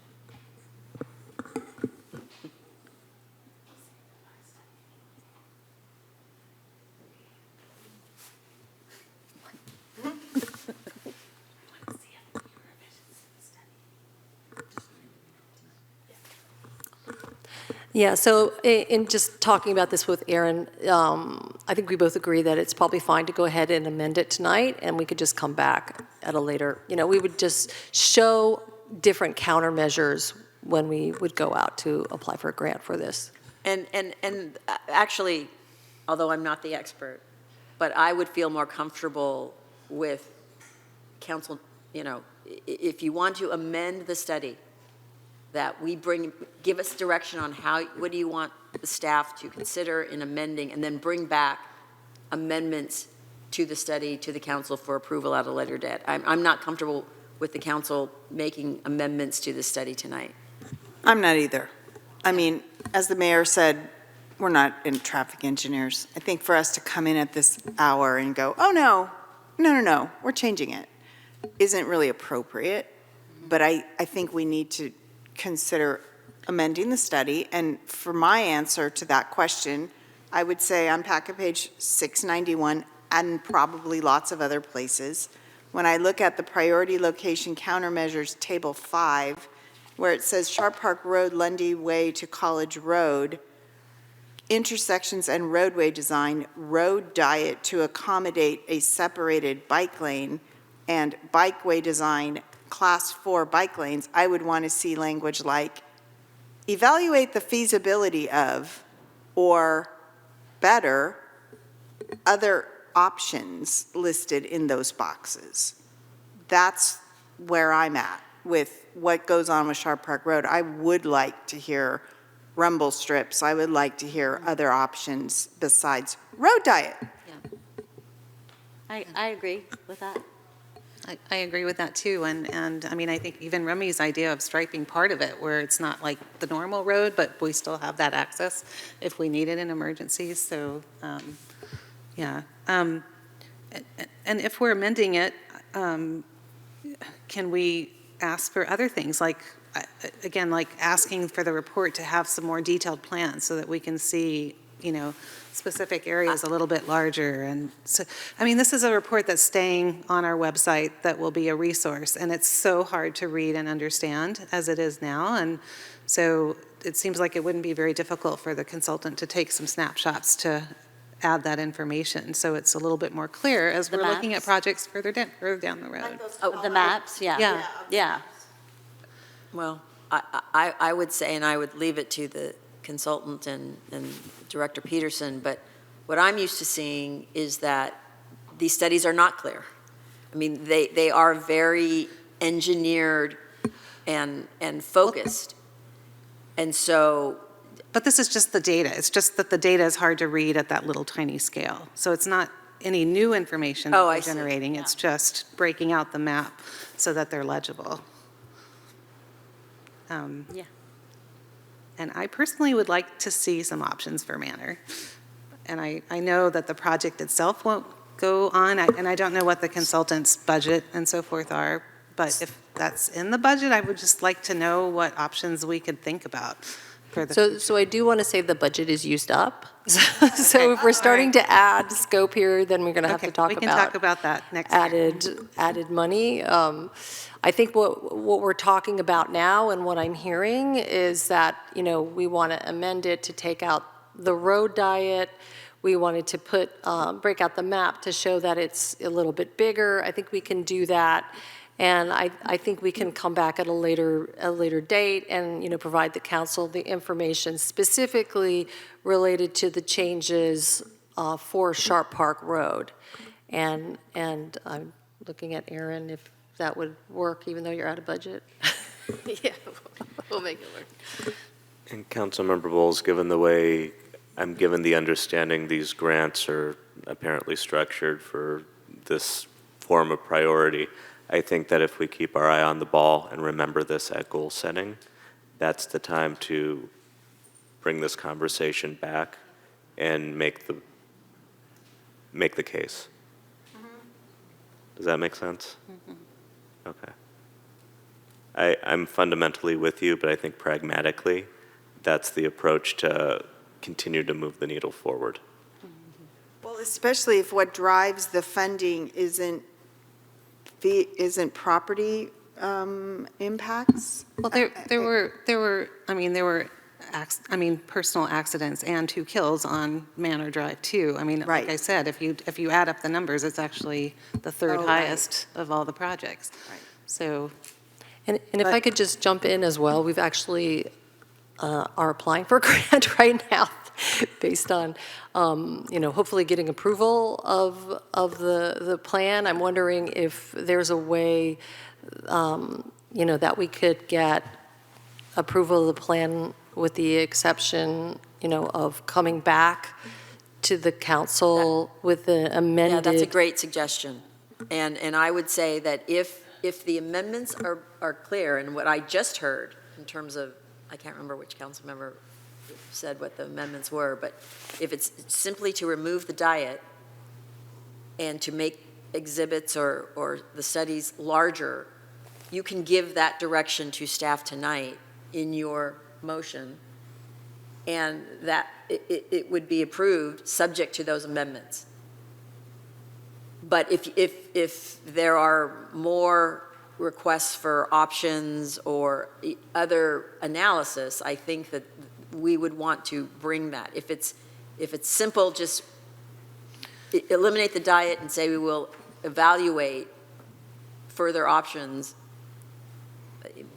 I think as long as staff feels that they have clear direction on what those amendments should be, I think the most efficient thing to do tonight would just to make that motion as amended. Assuming we're reining it into Sharp Park and making the maps clearer, my hunch is that the grants you're talking about applying for are not Sharp Park. Correct. So, yeah, that's correct. Okay. So then I'd like to make the motion as amended. And the Want me to say motion more? would be to approve To approve, the study as amended. as amended, yes. Approve the study as amended. Thanks, Michelle. Second. We have a motion and a second. I'll allow a moment for discussion if there's any further discussion. If not, please vote. Sure took a flip. Yeah. The motion made by Councilmember Beer and seconded by Mayor Pro Tem Vaterlos passes unanimously. We will recess until 10:20. Thank you.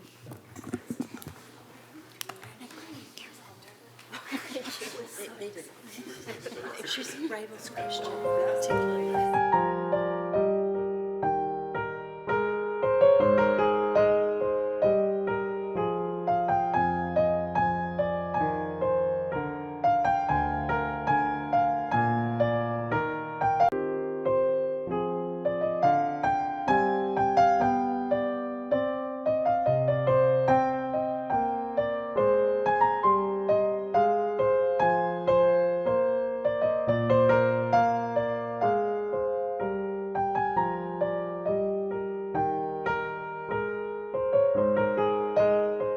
Welcome back to the July 10th regular city council meeting. The time is now 10:24, and we are on item number 16, which is consideration of the unrepresented employee group revised salary schedule and benefit plan, proposed action, adopt the resolution approving the unrepresented employee group compensation and benefits plan for the period of July 1st, 2023 through June 30th, 2025, including the revised salary schedule effective July 1st, 2023 and July 1st, 2024. Staff report, please.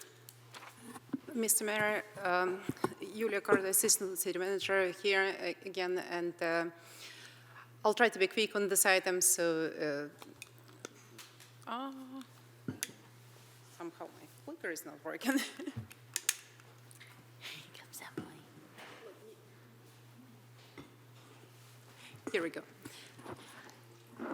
So pursuant to Government Code Section 54953C3, the following is an oral summary of recommendations for final adoption on salaries, salary schedules, and compensation paid from the fringe benefits to the following classifications, and the classifications are listed here as part of the members of the executive team, management members, and confidential members. And maybe we can go to the next slide. I don't know. So before you here is a summary of changes, and you just approved the consent item for represented groups. So the summary of benefits are pretty much identical because we are approaching this labor negotiations as a citywide framework. So this recommendation and resolution before you today covers compensation plan for July 23 through June 30, 2025. And again, same as with represented groups, the compensation plan for unrepresented includes 2% wage or cost of living adjustment starting first pay period in July 2023, 2% COLA starting first pay period in 2024. We also have recommended the compensation plan, recommended the structural equity adjustments for 2023 and 2024 as listed here in the table. And again, this is the same framework that we are moving forward citywide. So depending where positions fall below market, we have 4 different groups, and in group 1, classifications that are eligible for equity adjustment of 1% will include Deputy Director of Public Works, City Engineer, Director of Public Works. Classifications eligible for 2% equity increase will include Economic Development Manager, Director of Parks and Beaches and Recreations, and Human Resources Manager. The next group is 3% equity adjustment for the group including Assistant City Manager and Police Chief. And finally, the classification that is currently over 20% below market is a City Clerk classification, so will be eligible for 4% equity adjustment. Next slide. In addition to the wage adjustments, also effective first pay period in 2023 and continuing through the 2024-25 calendar years, the city will continue to contribute fringe benchmark with Kaiser medical rate in 24-25. So the cost of employee contribution to Kaiser family plan will not increase unless the rate increases over 6% in the calendar year, which hopefully is unlikely, but we don't have the rates yet. And finally, beginning of the first full pay period after July 1, 2023, the city will contribute up to 2% of base salary to eligible IRS qualified 457 deferred compensation plan. And this contribution will continue through the duration of the contract as well. Next. So that brings us to recommendation before you. We're asking you to adopt the enclosed resolution approving the unrepresented employee group compensation and benefits plan for the pay period starting July 1, 2023 through June 30, 2025. Again, all the changes here consistent with the rest of the agreement citywide. And with that, that's my staff report. Council, any questions? If not, we'll go to public comment. I have no cards from the public. Do we have anyone on the phone lines, perhaps?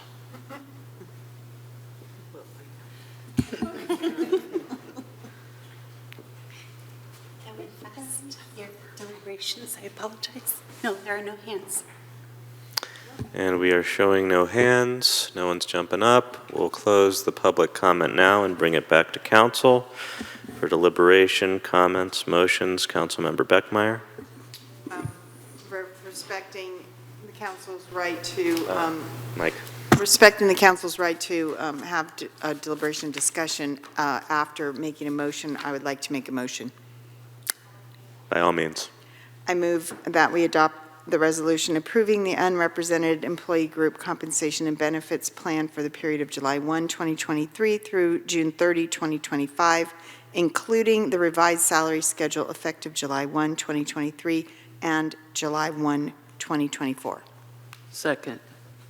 We have a motion and a second. Before we vote, Mayor Pro Tem, did you have comment or just want to make a motion? I wanted to second, yes.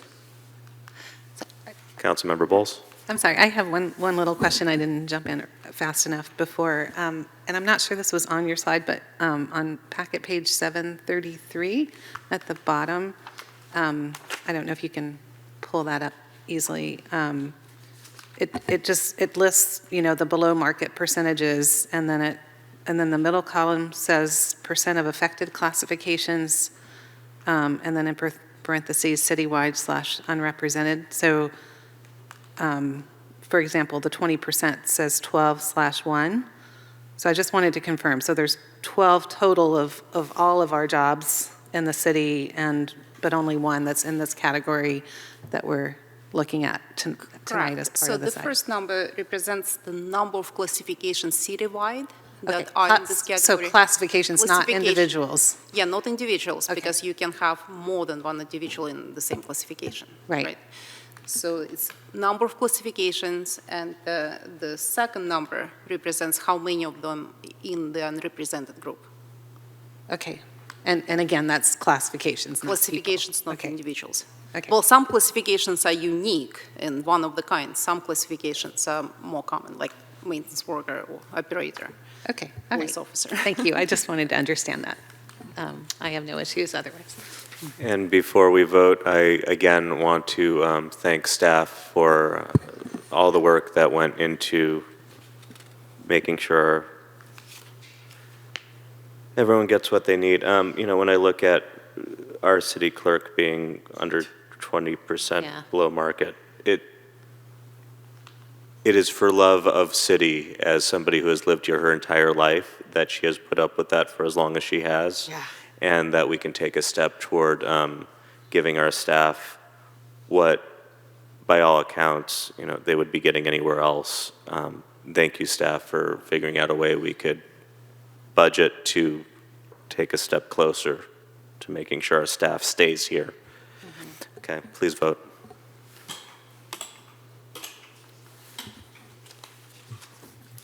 The motion made by Councilmember Beckmeyer and seconded by Mayor Pro Tem Vaterlos passes unanimously. Okay, this brings us to agenda item number 17, appointments to the Climate Action and Adaptation Plan Task Force. Proposed action, move to appoint a minimum of 9 and maximum of 11 applicants to the Climate Action and Adaptation Plan Task Force. Staff report, please. Hello, Mayor and council members. The city recruited applicants for the new Climate Action and Adaptation Plan Task Force, otherwise known as CAP Task Force. The positions include 9 to 11 positions for an anticipated 18 to 24 months or until City Council adoption of the Climate Action Plan. The city recruited with notices at the community center, the city's website, and the city's social media channels. Notices were also published in the Pacifica Tribune, as well as the city's Connect with Pacifica and Business Matters e-newsletters.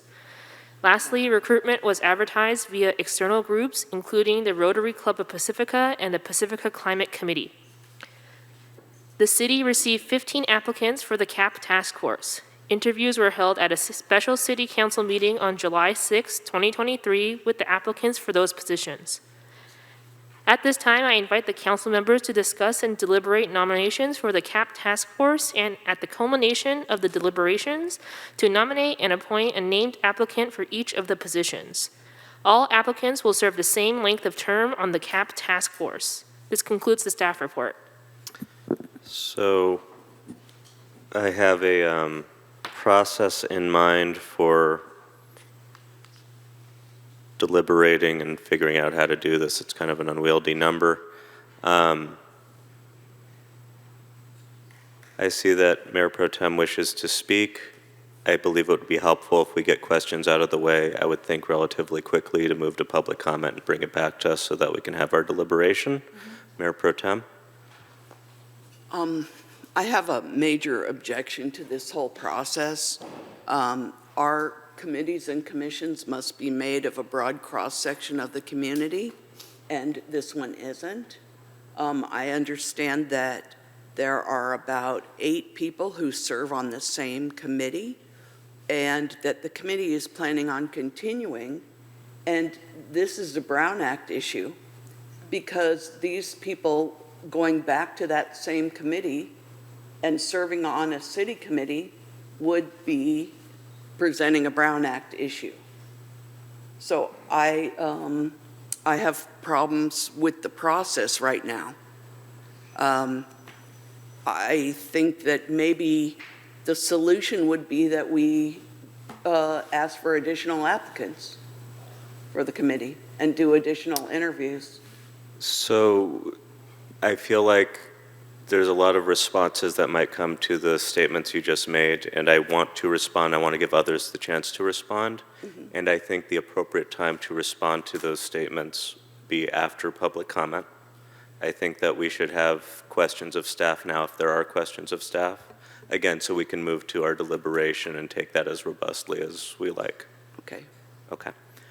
Councilmember Beckmeyer. Given what you just said, I'll hold my comment till after public comment. Councilmember Bowles. I just was so impressed by everybody who applied, and there's people of different interests and different experience, a lot of very talented people who do this kind of sustainability work for their companies. I know we decided that at staff recommendation, that 9 to 11 was a good number, and that was because of staff management of the group. And I'm just questioning whether we need to limit it, whether 15 might be okay, especially given that my understanding, and perhaps Elizabeth can confirm this, but it's not our current staff that's going to be directly managing this. We're hiring an intern who will be doing this full time.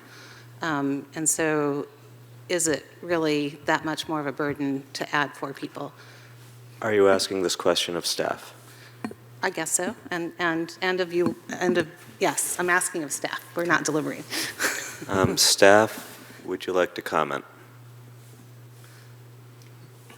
I can comment. I think the city attorney would have to comment on whether we can make that change, because I think it was passed by resolution that it would be 9 to 11 members. I don't know the rules for those things. As for the staffing of the task force, it will be the Civic Spark Fellow, should we be successful in nabbing one of them, who will be primarily responsible for liaising with the task force. However, they are a fellow, and they cannot, by law, under their program, replace the work of a staff member. They can do their assigned project, as was written in their contract. And as it's written is that they will, under supervision of staff, help support the task force in its development of the climate action plan. So it still will require, my point being, it still will require some of non-fellowship staff time to oversee them in their endeavors. Did that answer? Any other questions? Oh, sorry. So to the question about, a very excellent point made up by Ms. Brooks, if the council wants to change the number of members on the task force, it would require us to bring back a resolution at a future meeting to change the number. Okay, thank you. Any other questions? Then we will open to public comment. I have one card from Frank Vella, who I don't see in the audience, but maybe is somewhere in the wings. Okay. If not, do we have public comment from Colin? I believe Trish Richmond earlier had called in for this topic specifically, if I'm recalling that properly. I don't see that caller on the line now, and there are no hands raised. Okay. We have no hands, we have no cards. And so we'll close the public comment and bring it back to council for deliberation. I'd like to address Mayor Pro Tem's comment, if that's appropriate. So Councilmember Beckmeyer was the initial light who... Oh, yeah, please, go ahead. I was just going to nominate someone for one of the positions, so I think I'm a little ahead of the game on that in light of the necessity to have that conversation. And when we get to that point, I have an idea for process. So. Yes. Okay. Councilmember Bowles. As an active member of the Pacifica Climate Committee, I can tell you that it's not a majority of the people that are on it that are on this list. Can you give us an idea of how many people? There are 6 people. Okay. We've had discussions on the committee about Brown Act regulations, and the committee will not be having discussions about the cap at their meetings. The main work of the Pacifica Climate Committee is educational. It's not about policy and these issues. The other thing I want to, and I can list the names of the people that are on the committee if that's helpful. What I also want to say is diversity. I think this group actually is diverse. It's people of different races, people of different ages and places in their work, people of different professions. The fact that 6 of the people are on the Pacifica Climate Committee shows their commitment to trying to solve these important issues in our town. And I don't see that as a bias. That is the purpose of this task force. And it was the whole task force, just as all other committees and commissions, was properly noticed and, put in place. So I think we have followed the right procedures. And I personally take offense of the idea of having to start over because I think it has been done properly. And we don't do that on other committees. Oh, we didn't get the kind of person we wanted, so therefore we're not going to appoint someone. We're appointing the people that come in. Let us wait at least a little while into the conversation before we take offense. Oh, yeah. So before we engage in the full conversation, what I had in mind for process, and I'm entering this in now because I'm adding more components to that process as I'm hearing this conversation. What I initially wanted to do was essentially take a public straw poll, which is different than the practice the council used to have, just go member by member of council, going through who the top 11 were so that we could start with a just baseline of where our preferences lie. The point is well taken that if 6 members are a part of the climate committee, that potentially, and I'll talk to city attorney at that point, I see potential for Brown Act. If we have 11 and 6 of them are members, then, but I think that after the straw poll, it would be good to articulate who those 6 are to see if they fall in the top 11. I also think that a part of this conversation, after looking at what top 11 looks like, is, okay, do we even want to make it 11 or do we want to pull it back to 9? And so just process-wise, I want to put on the table, that's what I have in mind. In terms of variety, my understanding is some council members, I had a good conversation with Council Member Beer after, who gave me the impression she actually reached out robustly to a diverse number of folks and groups whom did not necessarily decide to take the opportunity, and I know that's one council member's experience. I want to just allow the conversation from there. That's correct. Do you feel like elaborating? Does anyone want to elaborate? Mayor Pro Tem, well, let me see if Mary wants to. Yeah. Sure, I can elaborate. I definitely extended the invitation to 3 other folks who had connections with different groups in our community in hopes that there would be a more robust pool. And so I feel like I did my part. One question I'd like to ask of staff, and Mayor Pro Tem, feel free to respond before or after the question gets answered, but I did hear some of the community members express concern that this could in some way affect Beach Boulevard project, which my understanding is it's an apple and a pear and that they're very separate. I want to ask that question of staff. Can I ask that now, or would you like? No? Am I understanding your question is, I think we're talking about mitigation with the Beach Boulevard versus the climate action plan, which would be more greenhouse gas reduction? Is that I what we're think the talking about? concern I heard from the community was by having a group of folk who may or may not be friendly with the Beach Boulevard Resiliency Infrastructure Project, as is currently proposed, we're all to be together on this task force, would that then have the potential to undermine that down the road? To which my question is, well, is there any connection whatsoever between the climate adaptation action plan and what we voted on for Beach Boulevard? To my limited knowledge, no, I don't think they're related. The climate action and adaptation plan will likely be focused on reduction measures to reduce greenhouse gas emissions, and that will not touch upon that project There's no overlap to the best of your understanding. to the best of my understanding, but it might want to pull in Director Peterson to get a final flourish on that. But no, I don't think there's overlap. I hesitate to do so after lavishing her with conversation on the last item, nonetheless. I think we should just ask Christian to come up. He hasn't had any face time whatsoever tonight. Here he comes. You got him out of his seat. Also, I am aware that we are approaching the 11 o'clock hour, so after our planning director responds, perhaps it would be a good idea to make a motion to extend a bit. I don't think the next two items will have very long conversation.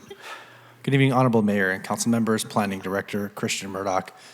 Ms. Brooks is correct, and when the Council was discussing formation of this task force, we did talk about the scope and extent of its responsibilities, and we recognized it needs to take its charge and undertake its work, being mindful of other policies and programs and plans that the city has that address different subject matter that may be related to, but not in and of itself be the work of the Climate Action and Adaptation Planning Task Force.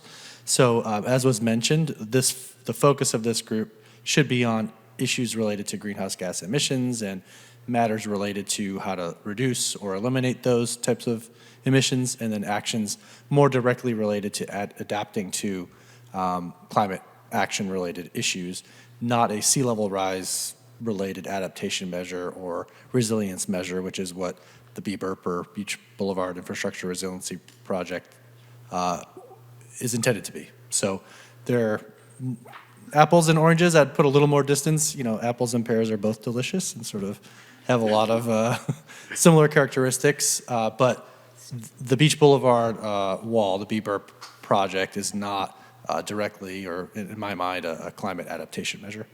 I should have said pineapples. Say levy. There we go. Just to add to that, I want to say that, you know, we put a list together when we were talking about this committee of some of the things that we wanted the group to consider. They'll be putting together their own list. But I think, I mean, if we want to say it and make it clear that project is not part of, you know, their deliberations, I mean, I'm okay saying that too. So. Point is taken. I think it might take a resolution amendment to do that, though. But I hear where you're going. So the time is now 10:49. I would like to make a motion that we extend the meeting till 11:30. Second. A motion and a second. Please vote.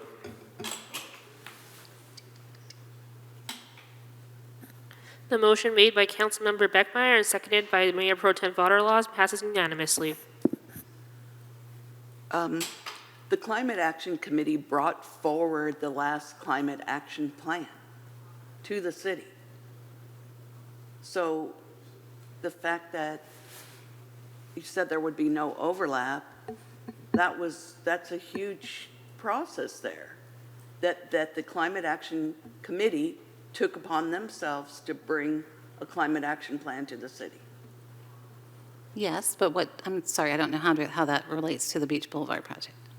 I'm not relating it to Beach Boulevard. I'm relating it to the committee and the people on the committee that are serving on the climate committee. So I hear what you're saying.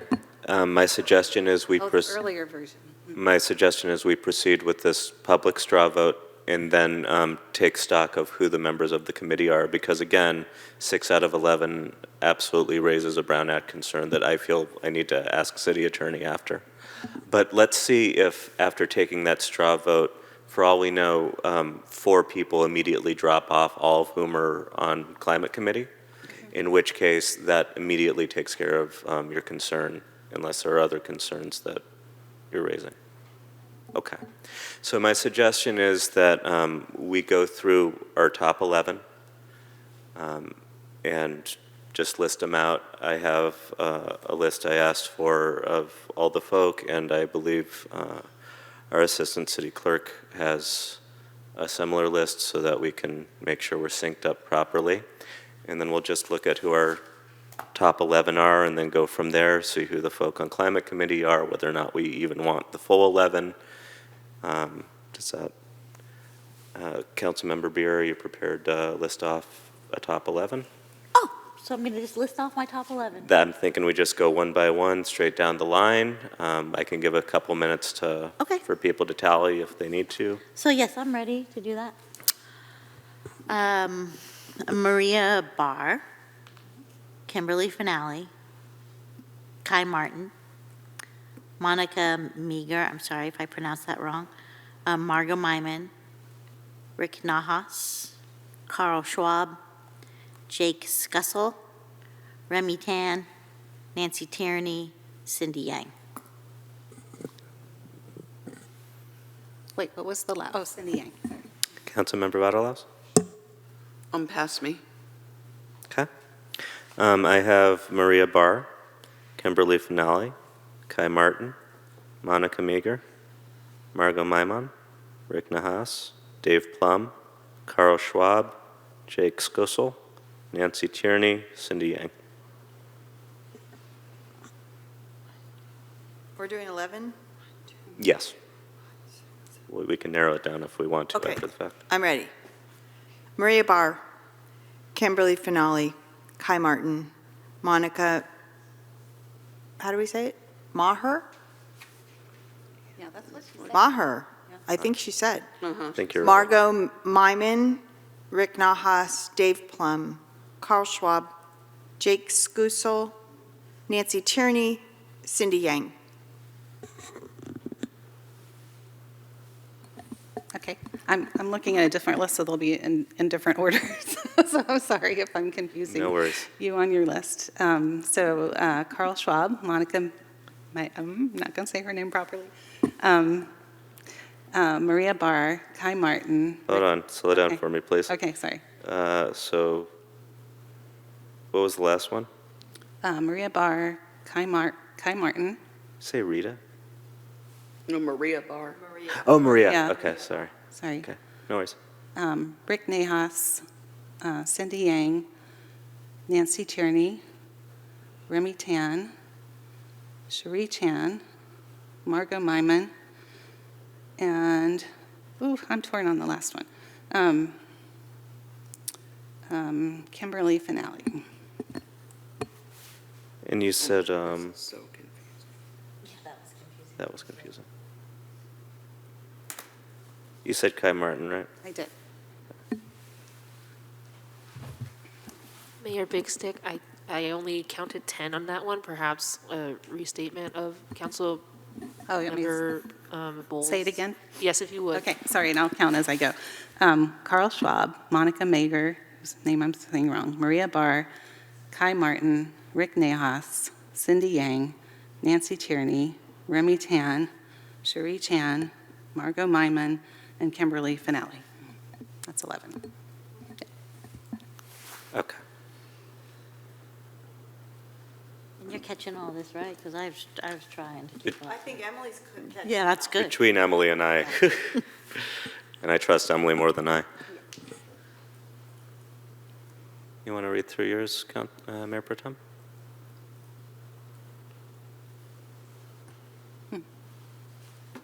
No.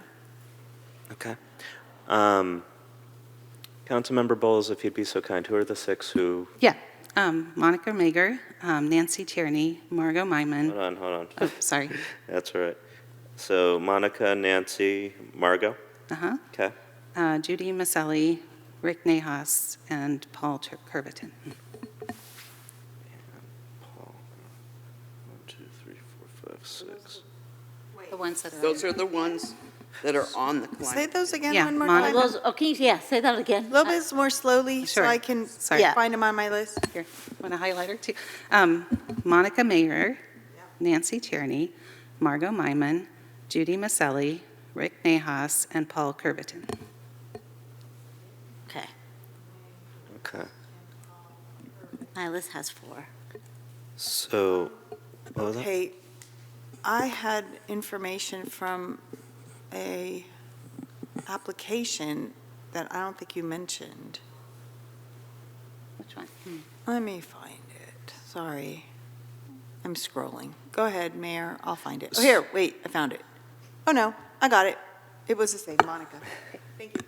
So, vis-a-vis the top from the 4 of us, cross-referenced with that, that drops off 2 of the folks who are in the climate committee, so that leaves 4, Gesundheit. So if we were to do all 11, those 4 would be a clear minority. Mhm.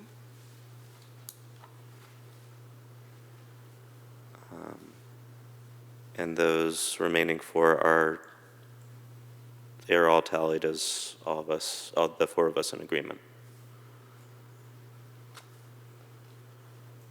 Monica, Nancy, Margot, and Rick. Yes. Mhm. It will be important, maybe not now, but at some point to list the top, if you have them, we need a statement to list exactly who they are, who you are appointing. So, Right. and as opposed to, we have 4 who are on the climate. Yeah. I think we're working towards that. So, problem, and we need a list of just the people that you have a majority, you think you have a strong majority of the council who are likely to be appointed. And then if somebody wants to make a motion, and if it passes, fine. If it doesn't, then you'll go back to do this all over again. Okay, and so you don't need a full tally count, you just need the top tally getters? You need, well, I think you were asking for the top 11. Yes, So just the top 11, okay. if you're planning on creating a task force of 11 members, so maybe if that discussion, I just assume that that's where we're going because that's where you asked for the top 11. So maybe the council should start with a discussion on how many people you want on the task force, so that straw poll will be more effective that way. So I think if the concern is the members who serve on the Pacifica Climate Committee, it would be wise to have full 11. I have 10 who are clear front runners, and then 3 who are runners up. No, 2 who are runners up. Mayor Pro Tem. Okay, as much as I don't really want to do this, I'm going to give you a list of not 11 people, but less. Carl Schwab, Monica, Jake, Nancy, Margot, Dave, Cindy, Maria, Rick. Okay. So what that does is it clarifies a next runner-up after those other 10, and I'll read those for the record in a moment. And I appreciate that you don't have to vote yes at the end of the day if you don't want to. As well you know, but I just want to acknowledge you. Mayor Big Stick, would it be possible to get a repeat of the last one, just to double check?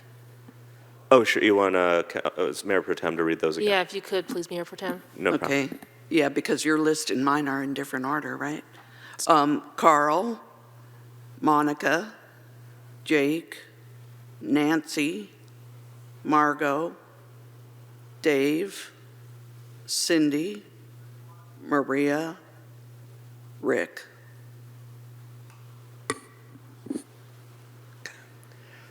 So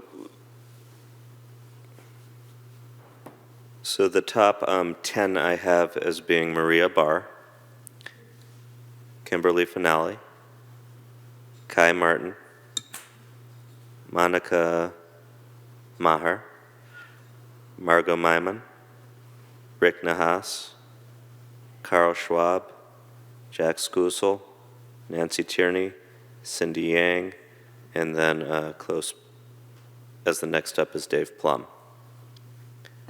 So those are the top 11 I have.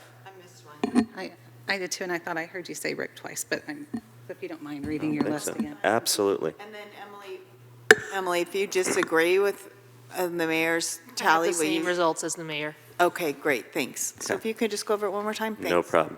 So Maria Barr, Kimberly Finale, Kai Martin, Monica Maher, Margot Myman, Rick Nahas, Carl Schwab, Jake Skusel, Nancy Tierney, Cindy Yang, and the number 11 I have is Dave Plum. So he's like the next runner-up? That would be number 11.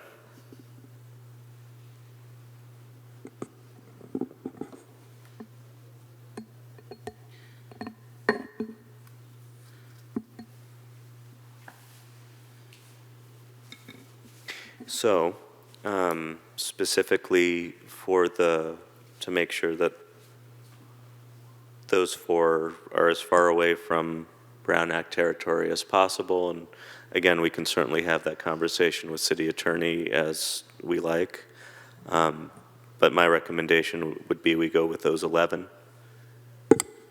I agree.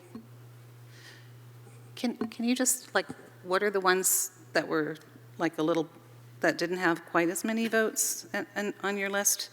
I'm showing Ramy Tan as having 2. Cherie Chan as 1.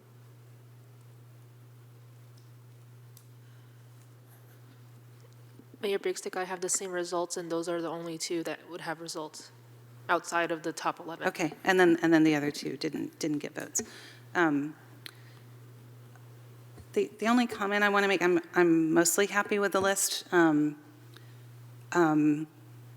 know from just looking at general emissions that transportation and buildings are our 2 main pockets of greenhouse gas emissions. And Remy is the only architect person in building or real estate that would have that knowledge base. So I just want to add a little plug for him.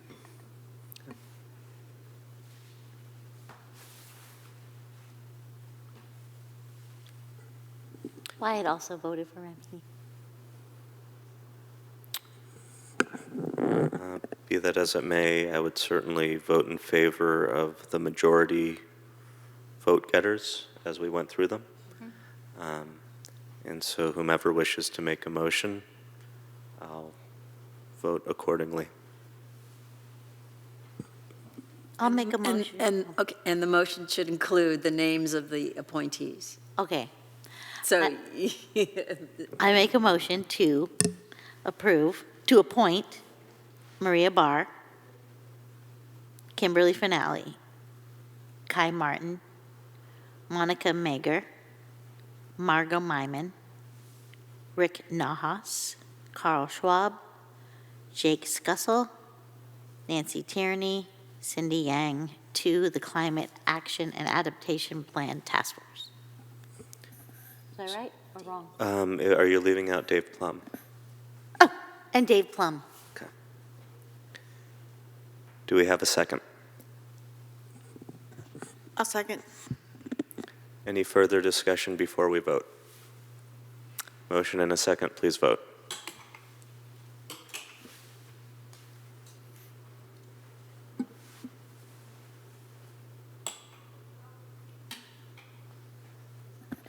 The motion made by Councilmember Beer and seconded by Councilmember Beckmeyer passes unanimously. Thank you very much. And I appreciate having a difficult conversation and coming through it. So thank you, everybody. And congratulations for those who were appointed. For those who were not appointed, what I will say is that we had a fabulous group of people, and we were tasked with a 9 to 11. And we chose accordingly to the best of our ability and understanding, and it's not to knock anybody. We all chose differently and as the best we could. And thank you for applying, and do please try applying again if you didn't get this one. It's appreciated merely that you express the interest to begin with. That brings us to item number 18, consideration of forming a City Council ad hoc subcommittee regarding aircraft noise issues and FAA civil aviation noise policy review.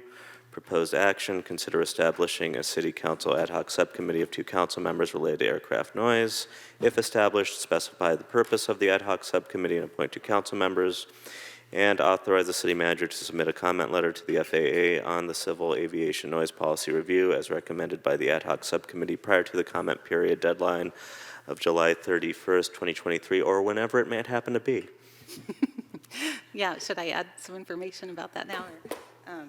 I feel like Councilmember Bowles is our resident expert and the reason we're reviewing this, but I'll let you and staff haggle out how. Okay. Either way.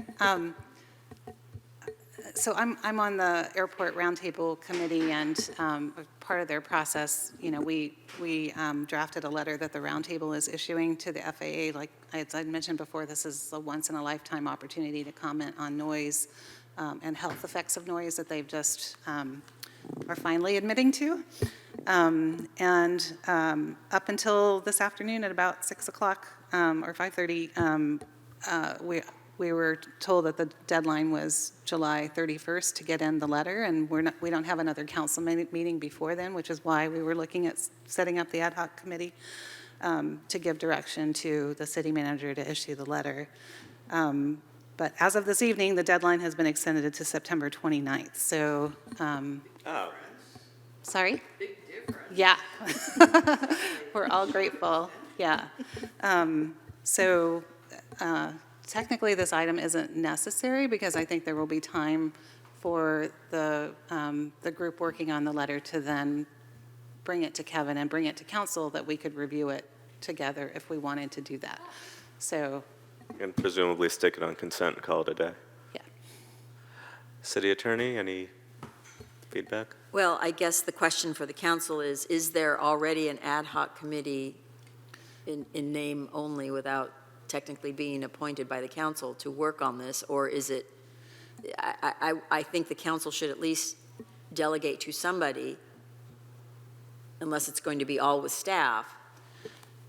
If there's a council member who wants to work with staff in drafting the letter, then that person should be delegated. We don't need a resolution, but the council should direct a council member, if they so choose, to work on the letter with staff.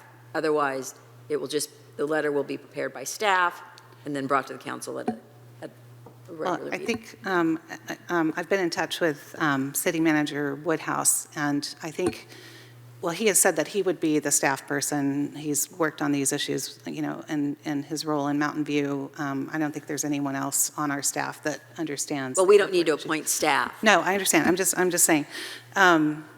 And we don't have a city committee. I'm obviously on the Airport Roundtable, and there's a group of residents that are going to be working on this letter, taking the Roundtable's letter, taking Brisbane's letter, because their issues are more similar to ours in terms of departures, because we honestly don't have the knowledge base of these other cities that have real committees working on these issues.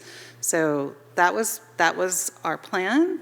If another council member wants to be on this ad hoc committee and work with me, if we want to still go through and assign that. But just for clarity, you do want to be the person to work with the city manager on the letter? Yes. So if the rest of the council is acceptable, then somebody needs to make the motion that, we delegate the authority to work with staff to Councilmember Bowles. I move that we delegate the authority to Councilmember Bowles. A second. You're not jumping to come help me? I'm happy to have help. There's also a matter of public comment. My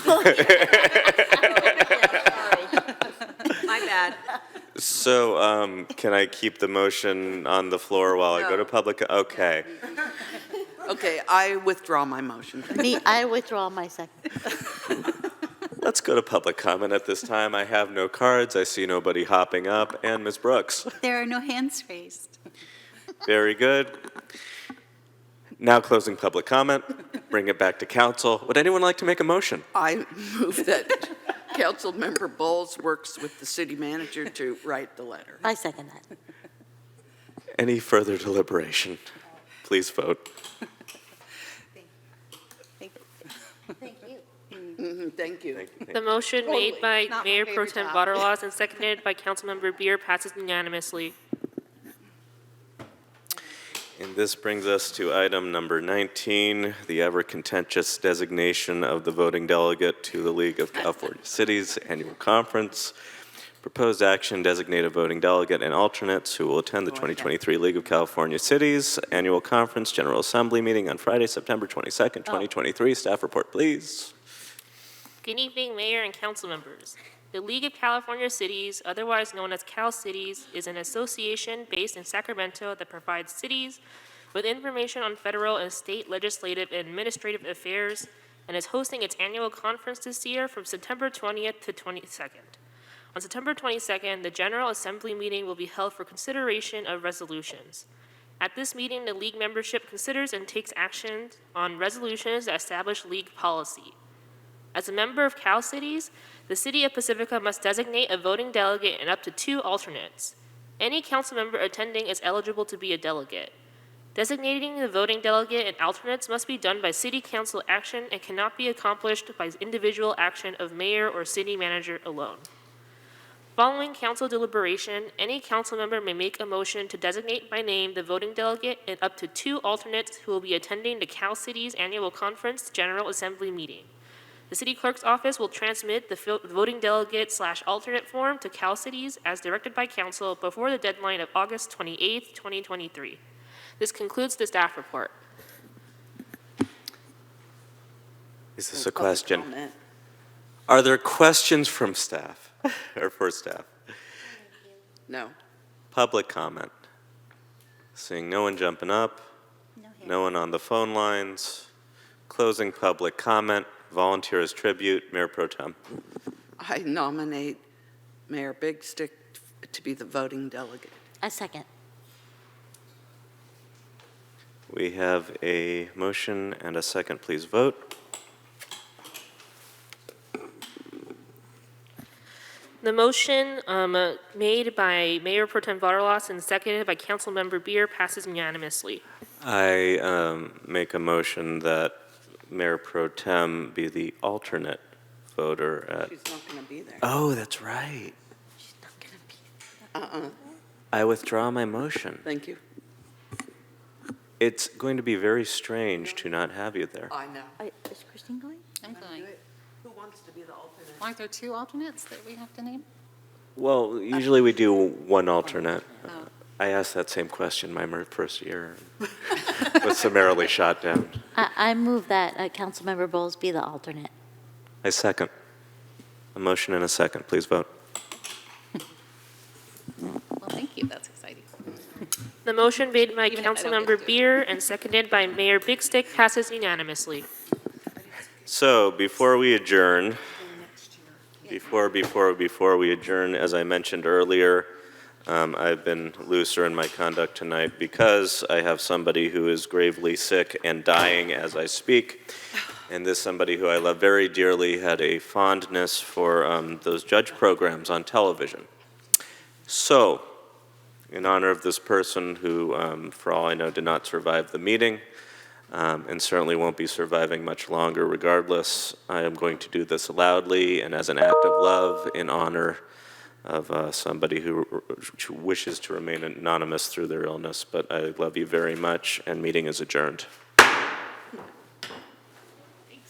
Oh.